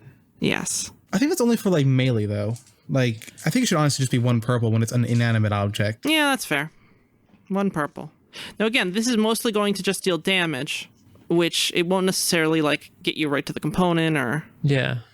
But if I line the shot up well, maybe it's like a door that opens or something? No. What is- It's like a full. It's a sealed case. If you imagine this whole thing as like a weird, ugly peanut-shaped cell, like this is like the nucleus of it. Okay. So I'm just going to bust the thing open, basically, as best I can. Are these? Yeah, I succeed. So 2 success, 1 advantage. All right, so you try and bust it up and get out of dodge. Bust it up. Can I grab the thing and jump out if I can see it? Okay. Yeah. I want that thing. I know. How many successes did you get? 2? How many advantages? 1. Okay, you actually do crack it, but it is. I'm weighing it against like the hit points of this thing that I had set. You get a solid hole in the side of this thing, but you're not necessarily able to. It's real dark, and you're not necessarily able to just see. It doesn't go too far in, but you are able to breach it. Can I stick my arm in? Give it a go. Is that what you're going to do with your maneuver-ish action? Yeah, sure, why not? I'll stick my arm in and feel for it. He had us. Jeffers taught me well. Okay, yeah. I mean, it's a different component that's only like adjacent in terms of this. All right, roll me mechanics then. What difficulty? Difficulty 3. Can I use my advantage to give myself a blue die, You can use it to give someone else a blue die, but not yourself? not yourself. You need two advantages for that. You can relieve some strain though. No. net 1 disadvantage. You know, I'll let you do with the advantage. I'll let you get in a position to like quickly try and retrieve it, and if not, or even if you do, just be able to get out quick. Want that thing? I know, but okay. All right, you know what? Here, that's the trade I'll give you. What? You can get that extra blue die on the mechanics. Uh-huh. But if you do that, it'll put you in a position where it'll be a little more difficult to get yourself out, or you can use the advantage to get in a position where it'll be easier for you to maneuver your way out. I'm gonna put everything I can into attempting All right, to get this all out. right, then that blue die. Well, it gives me a success and an advantage. Okay. So it turns the check into a success with net 0 advantage. So he's got hold of that thing. All right, so you have hold of that thing. Now, I'm going to finish resolving this. The rest of you, please take your actions. All right. I'm assuming Ollie's getting the hell out of here. Yeah. Is it Like, okay? I love y'all, but I've got somebody to be responsible for right now. I am jumping for the corporation. Okay, roll me a difficulty 1, either athletics or coordination check. Either athletics or coordination? Yep, whichever one you're best at. Bitchin'. Especially because you mentioned possibly jumping. I don't know if I like That's 2 advantage. Uh-huh. Uh-huh. And Okay. All right. I know how this is going to go then. I'm trying to think of physically how it would work that Anna makes it over and Ollie doesn't. Anna makes it over, Ollie doesn't. Again, you failing at this doesn't necessarily mean you fully fall off. It just means that you fail to fully get yourself over. I don't know why you're all worried about falling down mysterious levels, because that's how we started the game. And we've not died since. Ollie just ends up in another campaign. He'll be fine. Okay. Graham too. Electric Boogaloo. Go ahead, Aaron. Like, let me know what happens. Yeah. Let me see. Do you mind if I hold this off and get Dan's result as well? Absolutely. Joe, what the hell are you doing in there? We gotta get out of here. Joe, you just hear muffled, like, I got it. I got the switch. Fantastic. Now he just like starts reaching in there, just like starts fishing around for Joe, like Joe was fishing around for the thing. All right. That is 100% going to be an athletics check. All right. What am I rolling against? You are rolling against Joe's brawn of 2. Okay, that's actually fantastic. You're a strong boy. All right. Any advantages or disadvantages? 1 disadvantage because of just how... This is not like an easy thing to pull him out of. All right. Well, I definitely succeed. Oop. Get rid of those 2. This. So that's 2 successes and 4 advantages. 2 successes, 4 advantages. So I get Joe the fuck out of there. All right. Do you just like rip me out and throw me like All a right. goddamn Yeah. boomerang? So you pull him out, and in his hand is God, I hope I gripped it with the arm that's not falling off from bullet wounds.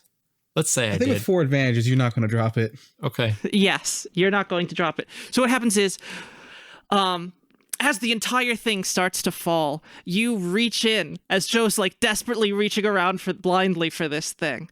And as he just gets it in his hand, he feels you grab him and pull him out.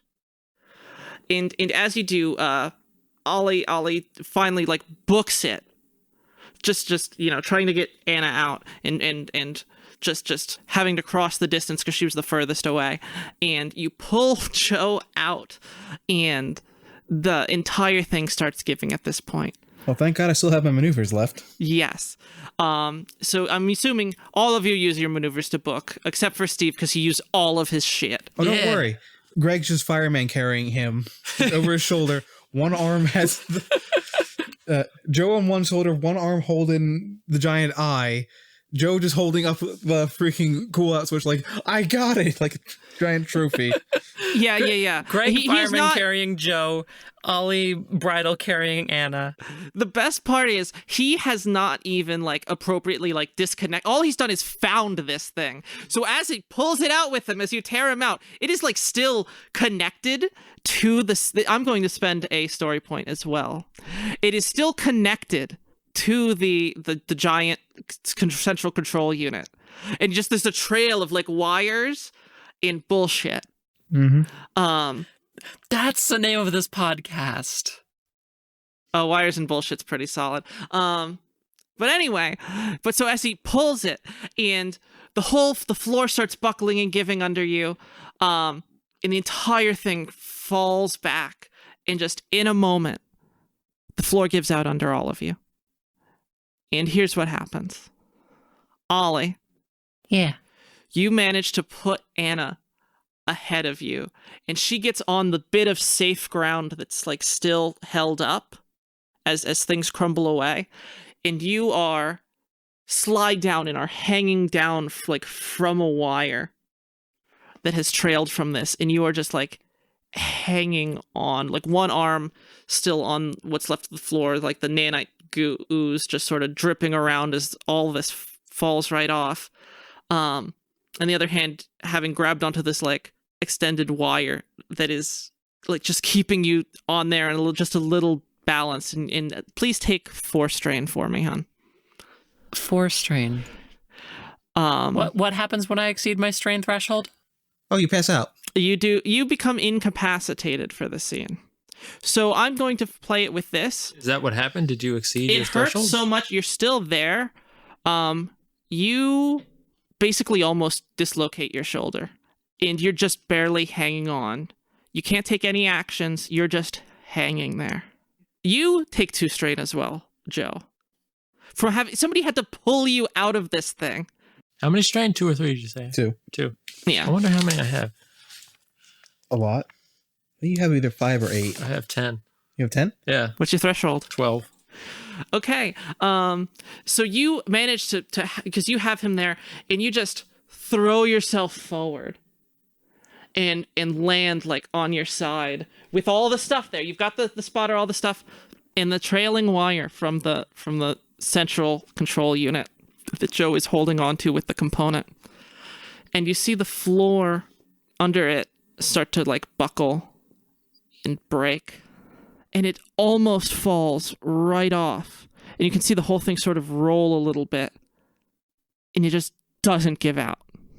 Almost everything falls away. Some of the grounds, so the entire office complex you guys were just in, and some of the surrounding like woods have just broken off the side of the Holy Motor Corporation, and you just see them fall and clang as they hit against support structures, and you can feel the whole Holy Motor Corporation just sort of shake and rumble for a moment.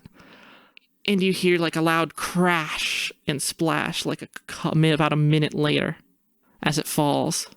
So there's water? And you smell like a rancid smell for just a moment after the splash, and then it sort of dies down again. As large overhead fans in the ceiling of the Holy Motor Corporation. Too far away for you to really see, but large enough for you to hear the momentary increase in their beating. As the smell subsides. And you're there. A huge chunk of the forest has been broken off. You are like on the ground, Greg. Joe, you are pretty fucked up and like still in his like fireman carry. And Ollie, you are like hanging for dear life from the side of this thing. So we should address Ollie's situation because Greg is on ground and he's carrying me. Yeah. So we're both on ground. Anna was put in a safe place? Yes, Anna's just sort of laying there. All right. And she can't, because of the angle she's at, she can't actually see what's happened to Ollie. And she's like, Are you okay, Pumpkin? Are you there? I don't think I can respond, can I? I don't think you can, no. All right. So how stable is the ground that we're on? It could be more stable, but you are able to safely navigate your way over. Bits and chunks sort of crumble off, but All right. Greg disconnects that last wire that's connecting the spotter to the thing Joe's holding. yeah. And as you do, you hear like the sound of a zip cord almost, and the thing just like snaps back and like retracts back into it, almost like it was kind of like there were some like spring loaded components, and it like pulls itself back to the thing, and you can see it roll almost like it's going to bring more of the Holy Motor Corporation down with it, and it's luckily it stops again. All right. Because I didn't want to try to haul Joe while basically dragging this whole thing with me. Absolutely. Thing the size of a car. Yeah, so I guess Greg just starts trudging as close as he can to Ollie to get like everyone. Yeah. I'm going to have Holloway Joe stuck in my head. All It's a right. shanty. Yeah. And are you going to try and help Ollie? No, we're just gonna leave Ollie hanging there for the rest of the campaign. But, all right, a real cliffhanger, if you will. Yeah. But Yeah. Is there any stable ground I can leave Joe on and like all the other crap so I don't have to do this while basically carrying 2 or 3 people? yeah, you can put Joe down. All right. Greg does. Okay. I'm Can letting I Greg. help in any way?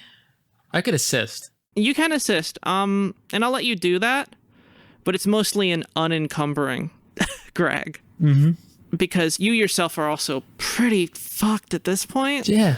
Yeah, so you take the lens for Greg Mhm. and the component, and you just like sort of plop down, and Greg goes over to do it. All right, and I put him on safe ground, right? Yes. You plop I'm down. not sure there's all that much safe ground to be had. All right, and roll me an athletics to try and get Ollie up. I'm gonna say 2 black die, 1 black die, and just given how dire the situation is, it's gonna upgrade one of the 2 purples to get her up into a red. Neat. Oh, Fantastic. fuck. Perfect. Yes. All right. Well, I still succeeded. What was it? Well, Is it I just upgraded a there? red dice, and we all had a very fun reaction. I give you 3 guesses. Did you succeed? Yes, I did. I know it was either one side or the other. It was the bad one. The good one, the best one. But technically You do succeed. he succeeds. I succeed with a. Does this count as a disadvantage too? Yes. All right, I succeed with 1 advantage and 3 successes, but also a despair. Okay. So with that advantage, you will. None of you are going to like what happens. So, because you still have like Joe, you're carrying him, and as you get up, you go to help Ollie, and you rush to help her, and kind of just like Joe sort of helps. He tries to like grab at the components as you just sort of just literally drop everything to try and go help her. And as you do, recover 1 strain for Ollie. And from the success, you get her and you're able to pull her up. And because she no longer has that pressure on her, she is no longer, by 1 strain, no longer incapacitated. But you are in like a world of pain, Tori. If my strain equals my strain threshold? It is 1 below your threshold No. now. You moved it from 13 to 12. My threshold is 12. Oh, okay. Okay, well, when it gets to your threshold, it just stops there. Oh, so I can't have 13 strain. Is what you're saying? I don't believe so. Steve, you should check that, yeah. But you get 1 strain less, so you're still just like a little bit better. You are winded though, so you will have trouble recovering strain on your own, which works out really well. Oh no, she won't have any trouble can't recovering take strain. strain. She I just can't spend any strain, which Ah, I gotcha. don't really want to right now. That's fair. All right. So with that, because you're just at your threshold, I'll let you talk again, but you really can't do anything right now. They're incapacitated until the strain is reduced so that it no longer exceeds their strain threshold. Okay. All right. So if you're reduced to 12, I guess you're technically still. Yeah, okay. So I guess it Right. can surpass your threshold then. All right, no problem. All right, so you are at your threshold. I'm going to have it be that you're still pretty mostly incapacitated, but you can talk right now. And as you displace the weight and the floor starts to give out from under you, you all sort of back away. You're able to drag Anna out of the way. But Joe, who is like struggling with like the big eyeball and all the shit in his pockets and the fact that he's covered in goo and grime and slimy as hell, ends up dropping both the eye lens and the chill out switch component, and it lands on a stable but lower floor right under you guys. All right.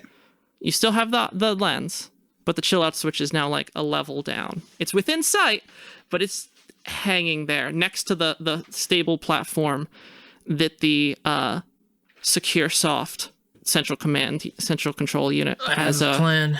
is right next to it. Please tell us your plan, because I was just going to have Greg rappel down. Now, as this happens, you hear Anna go, "What's wrong with the milk? It's everywhere. It's just." And you finally, because you're just like breathing a sigh of relief at this point. Like you've barely even, the thing fell, but you're like still happy to be alive. Mm-hmm. Like getting it's just going to be going and getting it. And the nanonews, it starts forming a shape in and of itself. It's not like something's like forming of it, like a secure soft agent coming, like pulling itself out of a wall, or even like the stuff that Anna ended up having created. It's just like first it's again that ferromagnetic sort of effect as it sort of goes crazy, and then like a spinning spiral as it just sort of spirals up into like a shifting cylinder, almost like a pointed cone, and it starts swooping out with these large, almost like waves inside of this shape. Where is Almost it like coming petals from? of a flower sort of like blooming out around it at like multiple heights. And you see like a head emerge from the top of it and arms from the sides of it. Where is this coming? Where is this happening? The nanite goo like right in front of you, like you're all sort of like around. Like, is it happening in the tunnel we're in, or is it happening? You guys are still like on the platform right in front of the tunnels. You haven't quite gotten to the tunnels yet, but the like some of you are, and some of that portion of the wall has been torn off, but like on this, what's left of like the ground around you, you see a bunch of these shapes start forming, but like a primary one like right in the center of you, as these other ones are like further away. Well, that's probably not good. And you see the shape form, and then it like wavers, like it got hit with, like it's hit with static almost, and again, and you just hear like a question. Yes. So Joe being one to act spontaneously, what would happen if Joe took out his laser pistol and while this is happening, just because he has no time for this, just starts unloading on whatever the fuck Absolutely. this thing is doing? That will use up like an action almost in the time frame of this whole scene going on. Sure. And it fires right through that one, and then it goes the beam goes a while and goes right through like 3 behind it. So there's nothing in it. Like Or not as like necessarily. as the shape just sort of opens around the shot that you take, and it starts like gesturing at you, and you just hear like a garbled like, Please, help, assist. and then like as this happens, it's like just gesturing. It's like it's trying to communicate with you, and you just hear, and it collapses, and all the other shapes around collapse as well. Okay. Ollie, any thoughts? Besides how we can get out of here the most quickly? Yeah, so it turns out I'm too fucked to do the thing I was gonna do. So are you able to rappel down and get that? We'll find out. Yeah. And I'm going to flip one last story point. God damn it. And you hear a mechanical scraping sound as from the little, and as you're able to look over the edge at it, and while these shapes were forming, you see the that central bit of the SecureSoft unit. You see the skin of it, that huge layer of it that you dug into, Steve, in like two halves, having like fallen away, and you see like that center bit in and of itself with like a very extremely large like single center eye on it. Mm-hmm. And it turns and it looks at you with these four little like tick-like legs, and it gets up onto the like destroyed truck that fell, and you just see like it compresses, like there's like a small like accordion layer around of like compression material, and it just compresses, and the nanite ooze just gushes entirely like a huge wave around onto the truck, and like you hear like a snap, like ice crystals almost just forming instantly, and you see bits of SecureSoft structure build on the truck, and the lights go on, and you hear the horn, and it looks back at you, and it burrows its way up on its because it's on top of this truck, and you see its little legs just latch in, and you hear the large truck horn go Did it just pull a Transformers on a in the large truck? Instead of like a back of it, you see it's like where before it was just like the cab of a truck, the entire like 18-wheeler back to it has formed out of SecureSoft material with like weird components sticking here and there, with this thing as the bed of it, and it with its single eye. There seems to be like like somehow you can't see how it's entirely mobile across the entire like length of this thing, and it swivels its eye so that it's looking at you as it pulls this truck out and just starts wheeling away off of some of the broken bits on the level below you, and rides onto the holy motorway and starts trying to drive off. So there was a flat area we could have just walked from? No. It's an entire like floor below you under like all the crumpled bits. Like it rides off from there. I'm sure that won't go poorly. I'm sure it'll be fine. You want to get that switch? Yeah, she's out of her story points, so I guess we're fine for right now. We're fine for now. Yep, Greg rappels down. Okie doke. That would be athletics, I guess. Against what? 2. All right. Also, Aaron, Yes. would this be considered the end of an encounter? Absolutely, and you all get to recover strain. Hooray! Beautiful. Oh, we have to roll, right? 2 Yes. success, 1 disadvantage. Okay. So, honestly, you just end up, like, stumbling and, like, bump your knee a little. And, like, so next time you go to, like, do something physical, I'll give you, like, 1 black die. All right. But other than that, yeah, you slide down, you're able to pick up the chill out switch component and shimmy your way back up. I recover 1 strain. Okay. Beautiful. I am now Nice. officially below my strain threshold. Don't you get to add something to that, or is it just a die roll? Pretty sure it's just a die roll. Oh, On the okay. page, though. Yeah. All right. At the end of an encounter, pass a simple discipline or cool check to recover 1 strain per success. And Okay, I got cool. 1 success, 1 advantage, but I don't think the advantage actually does anything here. I think it gives you another stress recovery, because any roll that you get advantage on, you're able to use for strain removal. So you do get to remove strain from it. So mazel. Yeah, okay. All right. So I guess we'll see what Greg gets. I got 4 success on my roll, which is the best I could possibly get, so I'm pleased with that. All right, and Greg just recovers 3. And no advantage on either of those? Well, I'm using the advantage to recover strain. So Okay, then It yeah. was 1 success and 2 advantage, but I'm not going to use the advantage for anything else. Okay, and Steve, did you get any advantage or? No. Okay. So what are your? I have Greg. I have you as 8 wounds. Is that 8 wounds and 4 strain is what's currently on my sheet. okay?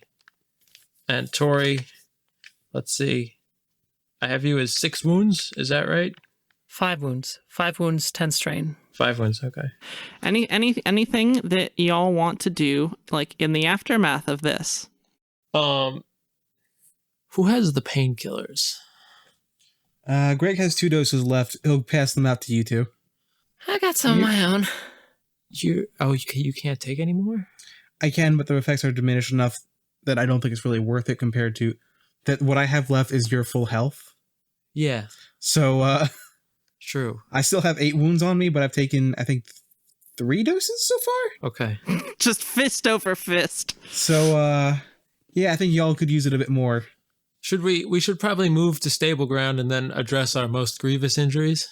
Okay, so you guys like pull yourself into like a tunnel proper. Yeah. As you get inside, you're finally able to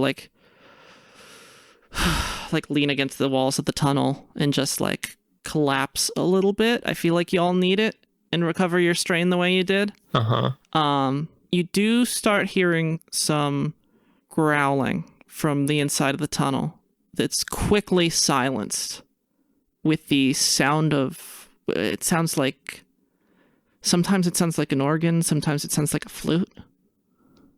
All right, so we got some holy motorists. I'm sure. And you see a single woman wearing, honestly, it looks like some bastardized version of both the holy motorist robes. She's almost got like the sleeves of them like tied around her waist practically. And like just the regular holy motorist wear that you saw more casually. And she has one of the masks, but it's like she has pulled it up and it's just sort of like hanging off like the side of her head a little bit. Like she's wearing it like a shitty hat, as if she needs to have it on call to wear it, but she fucking hates it. And you see in her hands like what looks like she's playing it like a flute. It looks almost like one of those work steam whistles, like from old punch clocks, like at the start of the day or whatever. Like one of those just sort of like reappropriated into some kind of like pipe or flute. Okay. And sometimes she's able to hit it just right with these low organ tones.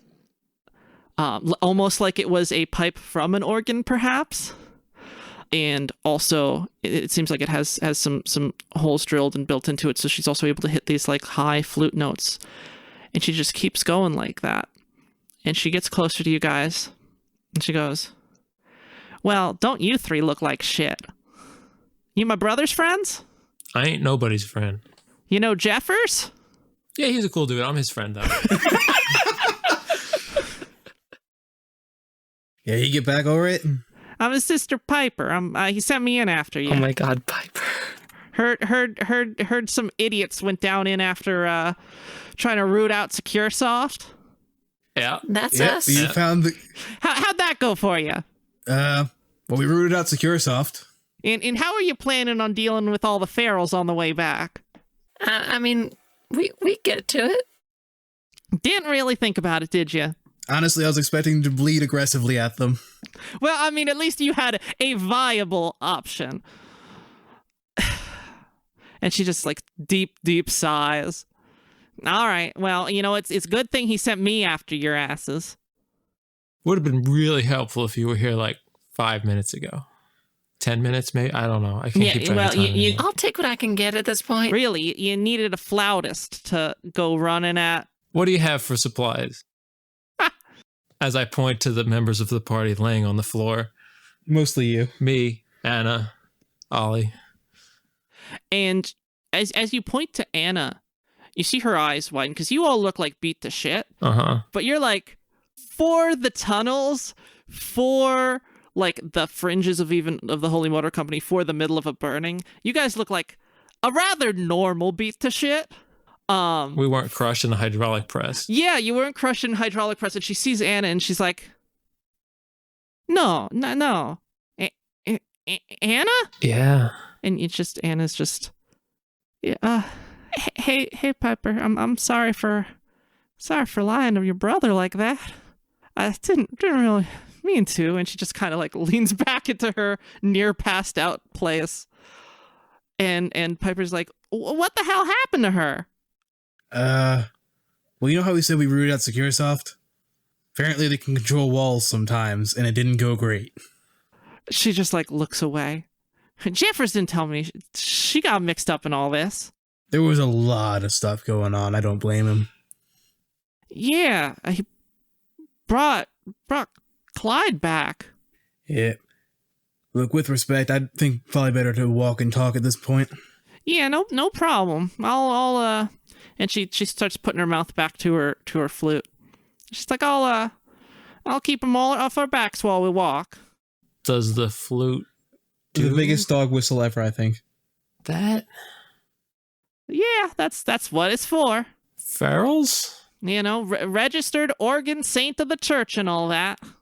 Not as fancy as a blood saint or witch like June, but I'll take what I can. Not the biggest fan of the church like my brother, but So he sent you down here with a flute? Well, I know how to use it, so And it works that's it? just fine. Well, not just that. I'm not stupid.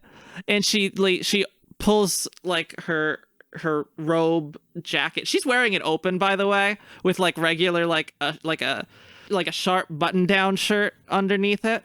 And she pulls aside like the robe almost like it's a jacket, and you see she's got like 6 guns under it. I would like to know, Greg's not saying anything, but he's highly amused that this is what Joe has decided is unacceptably weird. Like, after everything we've seen in the last couple days, this is what gets Joe's goat. We have a flutist down here. This is bullshit. This is bullshit. That's my official opinion on this. What are you coming or not? We're gonna have to.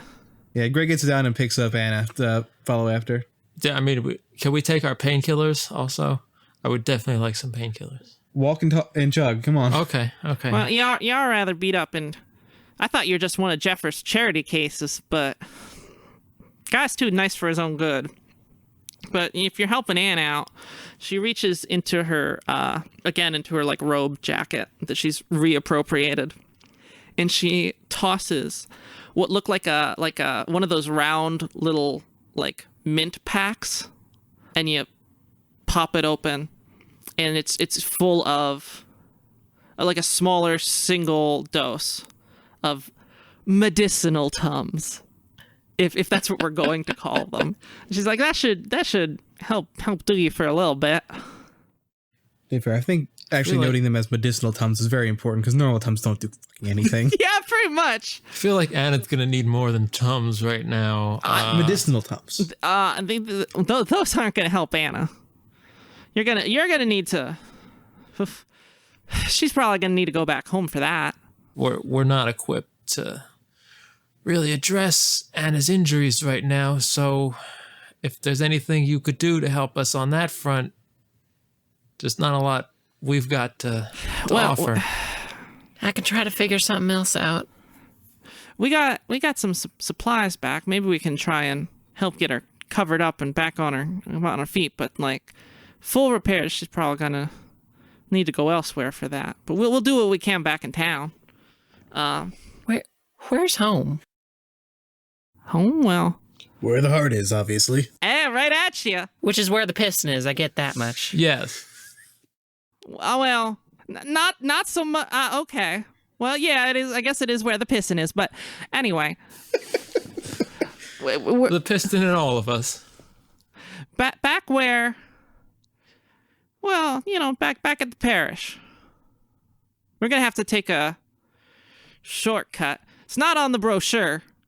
And she wistfully like pulls one of those brochures with the map on it that you guys have actually been using as your map the whole time, and like taps to her head and starts guiding you back into the building. And what you end up taking is the middle road. You notice after a ways of walking, you get back to the most direct tunnel that Anna had shown you, like into the Securisoft infestation. So you're back on like that road of the main support strut, the tunnel. We never totally specified, but presumably Greg is carrying Anna, and Ollie and I are going to handle the things that we've... Yeah, you and Ollie are carrying each other. That's not what I meant. No, wait. We're like, somebody's got the switch, somebody's got the eye. Yeah. So we're all... Okay. And like under her breath, like, because as you can tell, she's sort of like looking up towards where you presume the Holy Motor Corporation parish is. And she's like, were you able to take care of it? Were you able to get rid of him? Who's For carrying real? the giant eye? I feel like Ollie is. All right. Yeah, Ollie has 2 hands to carry an eye. I think you have I have one hand to carry a switch. I mean, like I'm gonna like hold it out in front of her and like dangle it. I'm gonna be like, you know what these are? Yeah, okay. Yeah. Cut bits out of it and cut parts off it, but it's dead, right? unless you think it can possibly survive being blown up and dropped with a building into that abyss, then most likely yes. Well, It's usually what happens when you chop bits out of other things. That said, and he relays the whole thing with the truck. Yeah. well, fuck. So there is an angry tractor trailer. But it is on a lower level. I know the brothers aren't going to do anything about it, but I don't think trucks can take stairs. Yeah, well, at least we bought you some breathing room, and I wouldn't trust the brothers on this stuff if I were you. And I guess we have, if she knows Jeffers, let's fuck it. She's already seems to be a little bit What do you unorthodox. think? Should we share what we know? yeah, guys, have your whisper conversation about if you should trust Piper, please. No, Greg already misspoke by saying that. So he might, even if they don't tell her, she will now at the very least be aware that something's up with that. Ollie doesn't distrust people until they give her a reason to, so she trusts Piper. So do you tell her? Well, didn't he already tell her? He just made an off-color hinted. remark. Yeah, he made something that would make her suspect that they might have had something to do with it, but he's given her no details yet. Yeah, like Ollie's not offering up anything unless she's asking questions. Okay. Yeah, well, don't worry. I don't trust him about as far as I could throw him. Well, how far can you throw him? Yeah, what if she's really strong? And she's like, she stops playing for a moment, and you start like hearing like encroaching growls as she does, and she's like, with these bird arms I got, not far at all. And like it gets like real like loud, like you can tell things are like creeping around and close, and then she just starts playing again casually and starts walking with you. And she's like, look, I with Anna like this and the burning going on, where are you going after this? Like, are you hunting down the rest of it? Well, I personally wouldn't mind doing that, but I can't rightly say that I know where the hell it went. I mean, those roads out there are a freaking labyrinth, and it has a head start on us and is faster. So we'll keep an ear to the ground, but right now there's not much we can do. I just want it gone. Yeah, well, No, that's not fair to burden on strangers like that, but I don't blame you, but look, take a small victory where you can get it. Looks like y'all need any bit of hope you can get right now. and Joe, when are you still like flashing your trophies during all this? No, I mean I'm carrying this Okay. stuff, but It's I just was that, only showing them when she was asking if the thing was Gotcha. dead. I mean, like we kind of ripped it apart, okay, and she's just like, well, but then it became a tractor trailer truck. Well, other bits, ours didn't become a tractor trailer truck. Okay. So we're battling Optimus Prime. Or Megatron. Okay. We don't know which, if it's an Autobot or a Decepticon or yet. just a goofy egg-looking thing on a truck. Mm-hmm. She's like, well, let's go this way. I know you need some time to rest, and if I take you back into the parish, you're probably gonna get a. Oof. It would make me happy to see the brothers that angry, but I don't feel like you want the verbal reaming that would come with that. Here, I don't know. That could be a good time. It's just a shame. I don't with Anna in this kind of condition. I don't know who would who would take care of that thing. Well, Anyway. I think that's kind of our priority right now. And you've been walking with this whole time, and you finally you've gone past the room with the crater where Clyde died and Kristoff turned into a feral, and you move past the fire of the pyre has finally subsided, and you make your way back to like the rubble where that path was closed off. And she's like, "Look, I could send you right back up to the parish, but like at least like take your time to recover a little. Here, let me I know a place. You'll be able to take a breather a little bit." And instead of like heading up towards that like any one of the submarine hatches that like lined this thing across the parish that came down here, the one of the ones you went into, she walks right up to like the collapsed ceiling, and a lot of it has been like cleared away, but it's still pretty and you can see like the little cherubim like trying to pull bits away and tidy them up.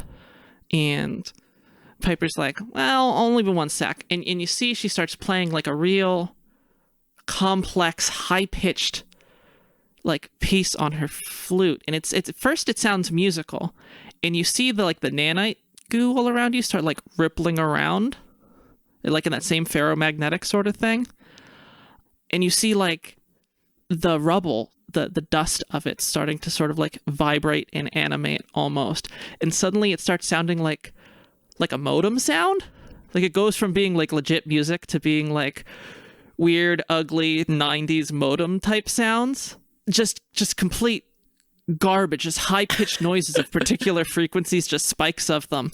And as she starts doing that, the rubble itself actually just starts pulling itself back up, and the bits that the cherubim were pulling away and had tidied up start like sliding back, and you just see this like whole area, like a whole circumference around her just start sort of vibrating. She's in the middle of it. She's like, "Well, y'all should stay back a sec, just a tick." As she sees like Joe tried to like walk a little too close. And this whole air, like even the air feels like it's like vibrating in this radius around her, and the entire thing just starts pulling itself back together and reassembling into like exactly how it was before even you got there. And the passageway is entirely clear. In fact, it looks like it even just looks less old than any of the areas around it. Like, it's perfectly clean. It's like less even just wear of time. That's not weird at all. And she's like, all right, right on through this way. And she takes you in, and you see the door both to the showroom and to the little mini mart gift shop that you guys stayed in. And there was that like door that had been stuck shut between that and the tunnel with the road. And she does her the same thing with that same music, and then like modem dial-up tone whistle, and that also uncrumples and sets itself straight and rolls itself up. She's like, yeah, I don't know if Anna showed you this spot. She tends to come down here a lot when she's hunting, but yeah, they might have some medicine left, and at least a place to like rest your bones before you go get a screeching at. In the gift shop? Yeah. Can Nah, you've been here? Mind. How did you do that? Yeah, what's with the... I mean, out of character, I'm betting something like phone phishing or something like that. I'm just pointing at Dan very aggressively right now because, yes, it is like phone freaking. There we go. Yeah, that's the word. And she's like, well, just freaking the dust a little bit. Mm-hmm. You hit the right sounds and have the right instrument. And, well, you can get to do most anything. Could you do me a favor? Could you play it again? And I pull out she's my calculator and try and record it. I mean, yeah, sure. And she does it. And you record it on your calculator? Yeah, uh-huh. And you see the middle pedestal. She does it on like the middle pedestal of the showroom. The showroom. Like the main central one. And does it, and the display on it rebuilds itself. She's like, yeah, just like that. Sometimes you just gotta rewind some things. That's amazing. Well, I mean, it's just dust. It's everywhere. You mentioned like the nanite paste, like doing the similar stuff to what we saw the nanite ghosts, whatever the hell we're gonna call those, doing earlier. Greg asked her about that. Like, she's ever seen anything like it? I wouldn't say I rightly have, but I mean, SecureSoft's not the only thing that lives in that goo. That's IU'd proprietary, as Anna likes to say. IU'd? That's the word that they asked us to help. Yes, but what is that? It was gosh, I remember it from inside the SecureSoft place. Wasn't it like their over company or something like that? It was on this, and I pull out the policy book, which, if my notes are correct, has the words IU'd incorporated on it. They do, in fact. It's IU'd Incorporated, of which one of the things in it is that it's SecureSoft, a subsidiary of IU'd Incorporated. Or specifically, as the manual likes to say, an independent subsidiary. It's got one of those things where like you could tell it's like very passive aggressive about the fact that they've been bought out. Corporate culture's weird, man. So this story goes deeper. Now, the question is whether or not the ghosts were asking us to help IU'd or help save them from IU'd. Well, I really want to know. You should probably ask Anna when she's a little more in it. Apologizing for lying again when she's laying smushed there. Yeah, she does seem to have a bit of a thing about that. Did she really lie to Jeffers? I'm not gonna tell him. Don't worry. I mean, we weren't even supposed to be down here. The brothers did not appreciate us looking into this whole SecureSoft situation. Oh, and right to his face even? I can't even imagine that. Yeah. Well, to be fair, she mostly hung back while we did the lie. We really didn't lie. We just sort of overwhelmed him with force of personality and let him make assumptions. But that was close enough for Anna. Oh, poor thing. So straight-laced for being around the block as long as she has. And she goes to the Tums dispensary, and she does her phone freaking thing again with her flute. And she's like, all right, well, it looks like it has it set to arrive in just about, and then like it plops from like a miniature auto-generated factory, like right above the Tums spot on the shelf, and another full bottle of the painkiller Tums plops down. Yeah. Figured you might want some of those. Yeah, I think they rightly appreciate it. Well, why don't you get yourselves fixed up and when you're ready. And is there anything you guys want to do while you're here?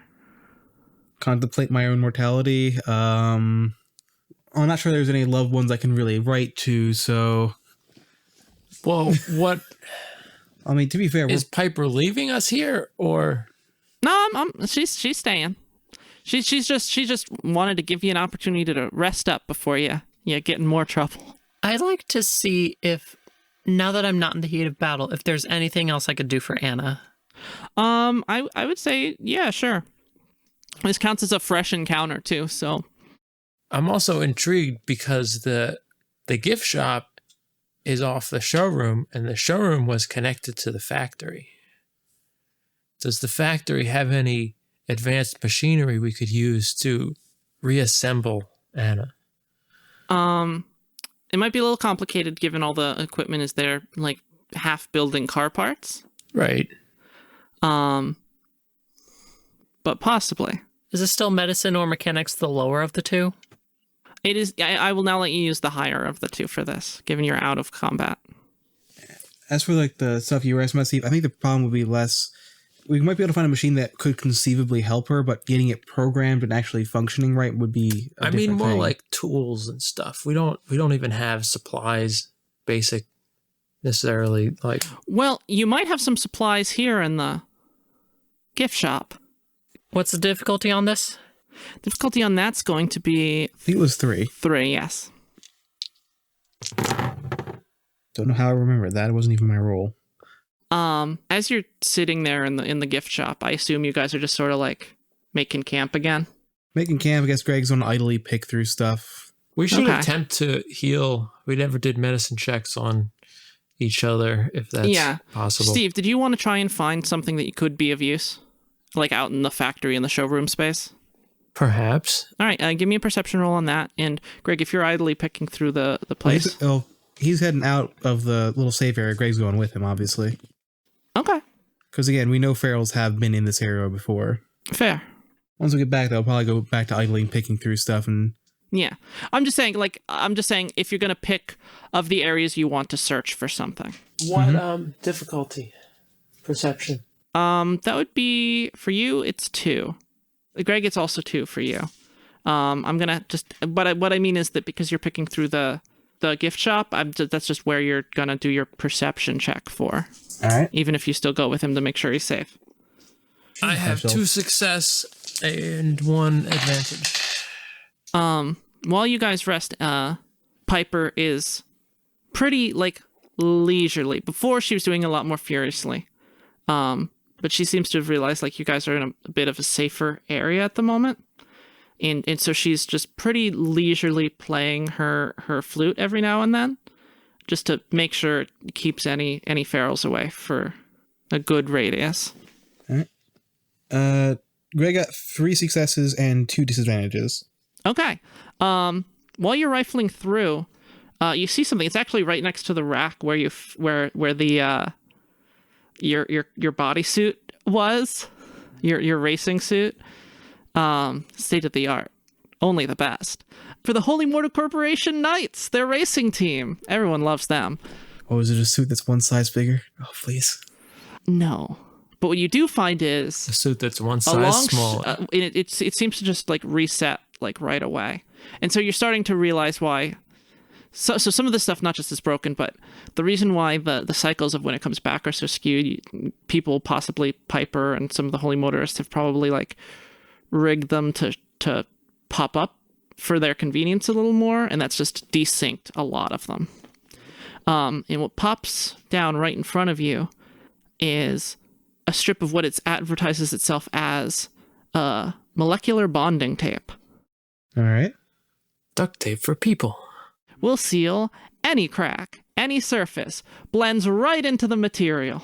Hey, Ollie, I think I got something that might help out. Bring it over. And he takes the tape back to Ollie. Okay. And the way it works is that it will count as painkillers, but for Anna. Beautiful. And as it connects with the strips of porcelain that she's got going on, the entire surface of the tape shifts to that material. And you only have enough for some strips across. So it's her chest is this oval kind of essentially of this porcelain stuff with the wood supports and the everything else. And you are able to basically tape up the bit on the one side that's smashed open a bit. So you're able to get strips across for the most support. And it doesn't cover all of it still. There's still some the organs and the meat inside have kind of stopped leaking as much. There are some like stains from the dye on the porcelain shell and the cracks in it, but what you are able to do is, like on the one side of her, almost like a set of ribs you've put over top as like temporary scaffolding to try and like hold her porcelain shell intact. Can I ask Piper if she can make any more of this appear? Can she command the machines? I might be able to, but it's did it just come in? Yeah, we could really use more of it though.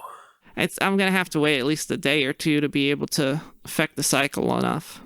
Have you ever seen more of this stuff around, perhaps?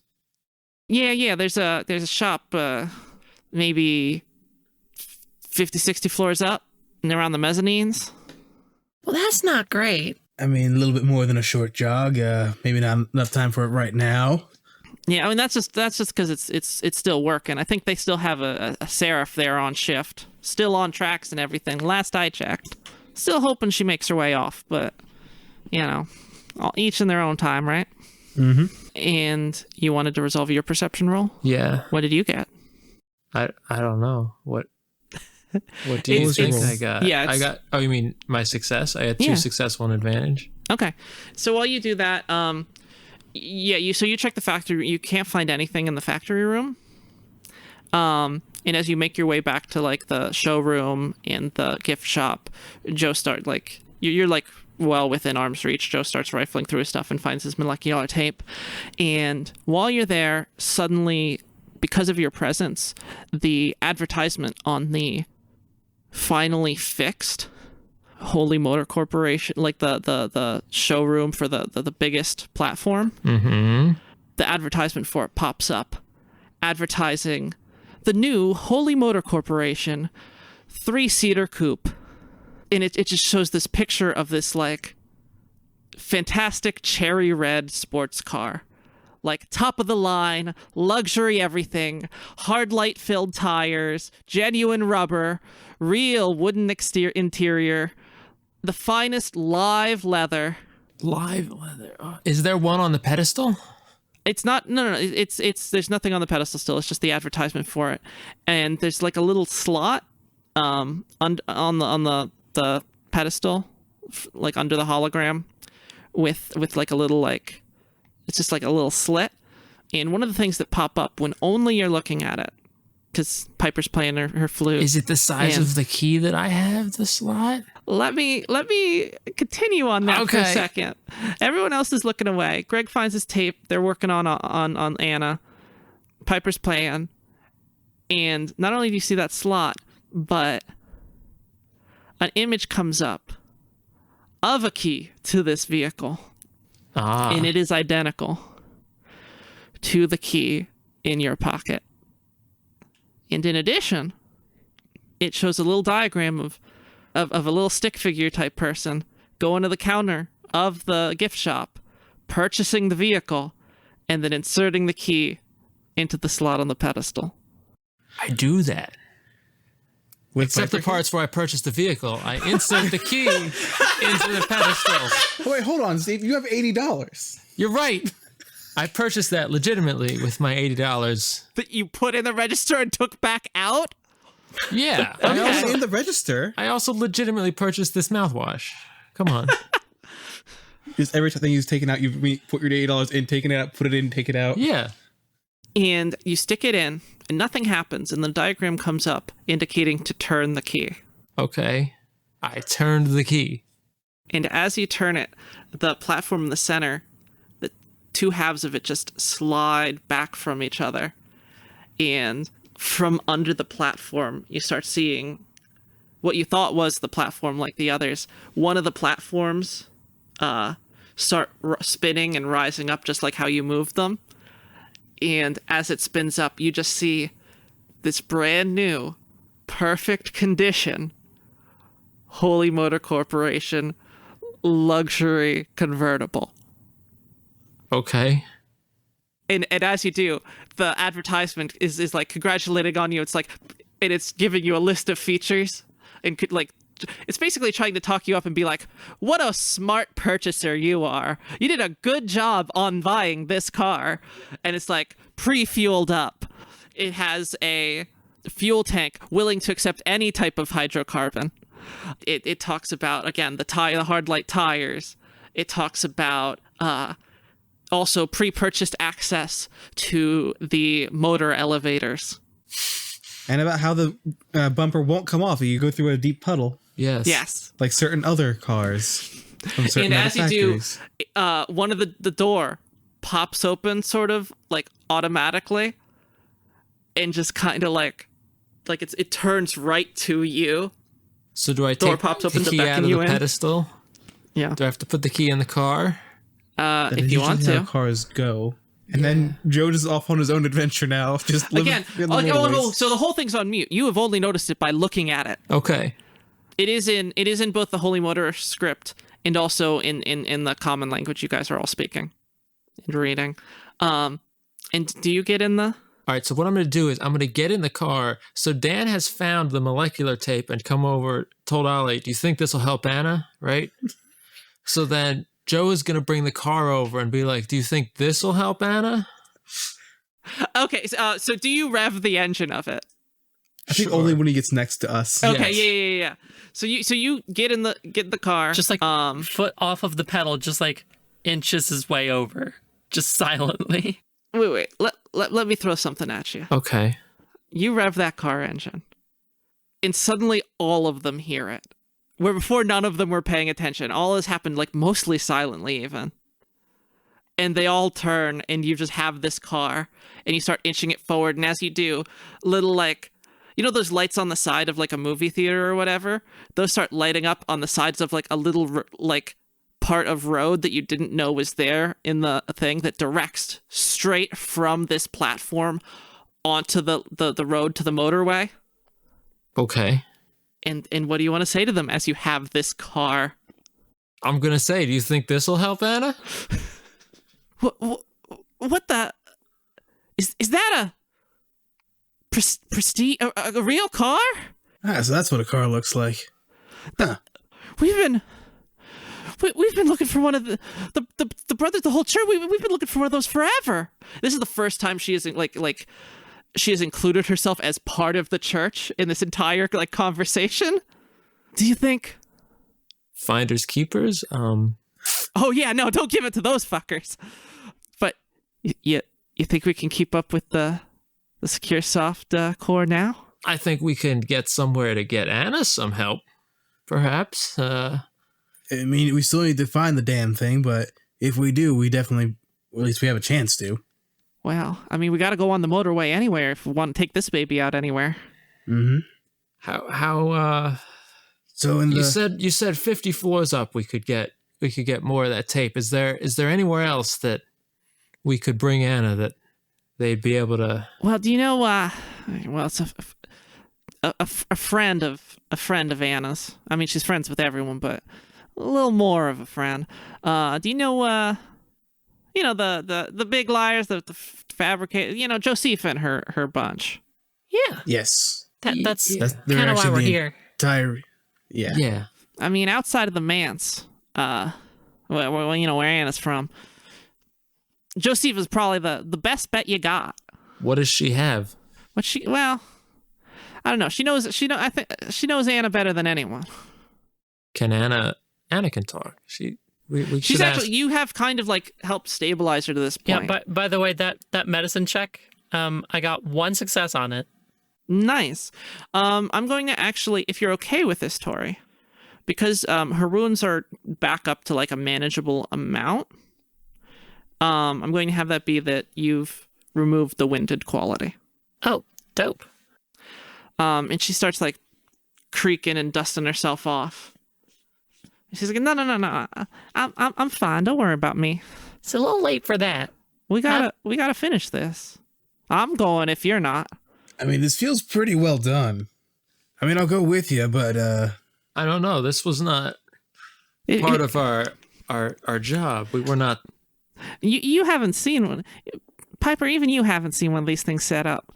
But yeah, you kicked it off the floor you're on, but it's just gonna go looking. And with the motorway, that's well, Ollie, if you check that book you got there, that's public space. It's gonna be able to set up a nest anywhere along there if it wants. okay, good. You're actually being reasonable. I thought you were going on about like trying to apologize to the brothers again. Okay, that's an actual problem. We can definitely deal with that one. Well, if we can take the car, maybe. I mean, yeah, but Anna, I'm so glad to see you're in better spirits at this point. But you're still hurt pretty bad. I mean, As are the rest of us. I mean, Anna's, a pancake kind of still, no? She's you guys have like significantly repaired her at this Yeah, point. she's more like a waffle now. She got some structure, but still okay. some like holes in her. Honestly, Yeah. at this point, she's kind of just like as hurt as you guys. she's like French toast level. Yeah, she's like, look, with this thing. What's the highest? This what's is- the healthiest level of breakfast food to compare an intact? I don't appreciate being compared to breakfast food. Oh, not cereal. That's a lot of little bits. You're right. Cereal is bad. I am loving this discourse here, this breakfast conversation that we're all having. This is the most open it's gonna be. It's just gonna make another branch office like that, and bigger this time. It'll be able to grow anywhere. So our time's limited then. Well, I think we've got like maybe a day or so before it properly sets up shop. Well, that brings us back to our old problem. We're fine with dealing with the thing, but we need to know where the hell it is. Well, here, look. If there are some spots we can if we get onto the motorway, we'll be able to access the.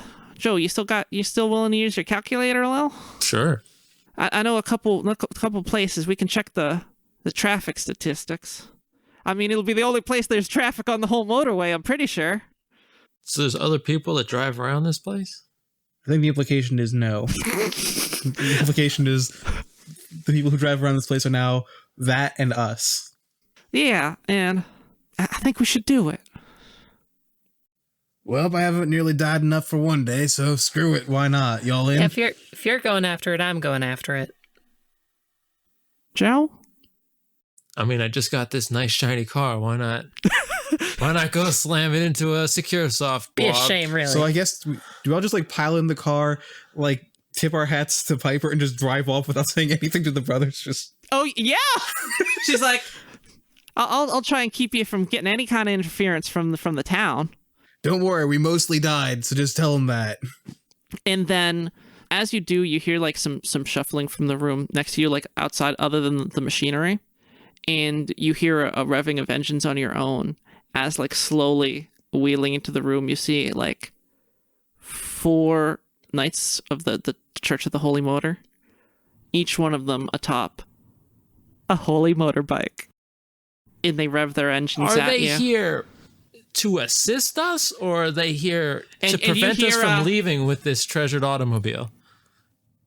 That belongs to the church and the brothers, and you're already in trouble for interfering like How this. loud is it if I just stomp on it? Because everyone's piled in the car at this point, yeah? Is it Yeah. louder than they are? Yeah, absolutely. Sweet. Just what? So, oh yeah, one of the features in the thing, Yeah. no muffler. Excellent. Straight pipe. Yes. And Piper's just like, go! And you could see her trying to like slow them down a little bit, and you just step on it Yeah. and just peel off Yes. down, riding off onto the holy motorway.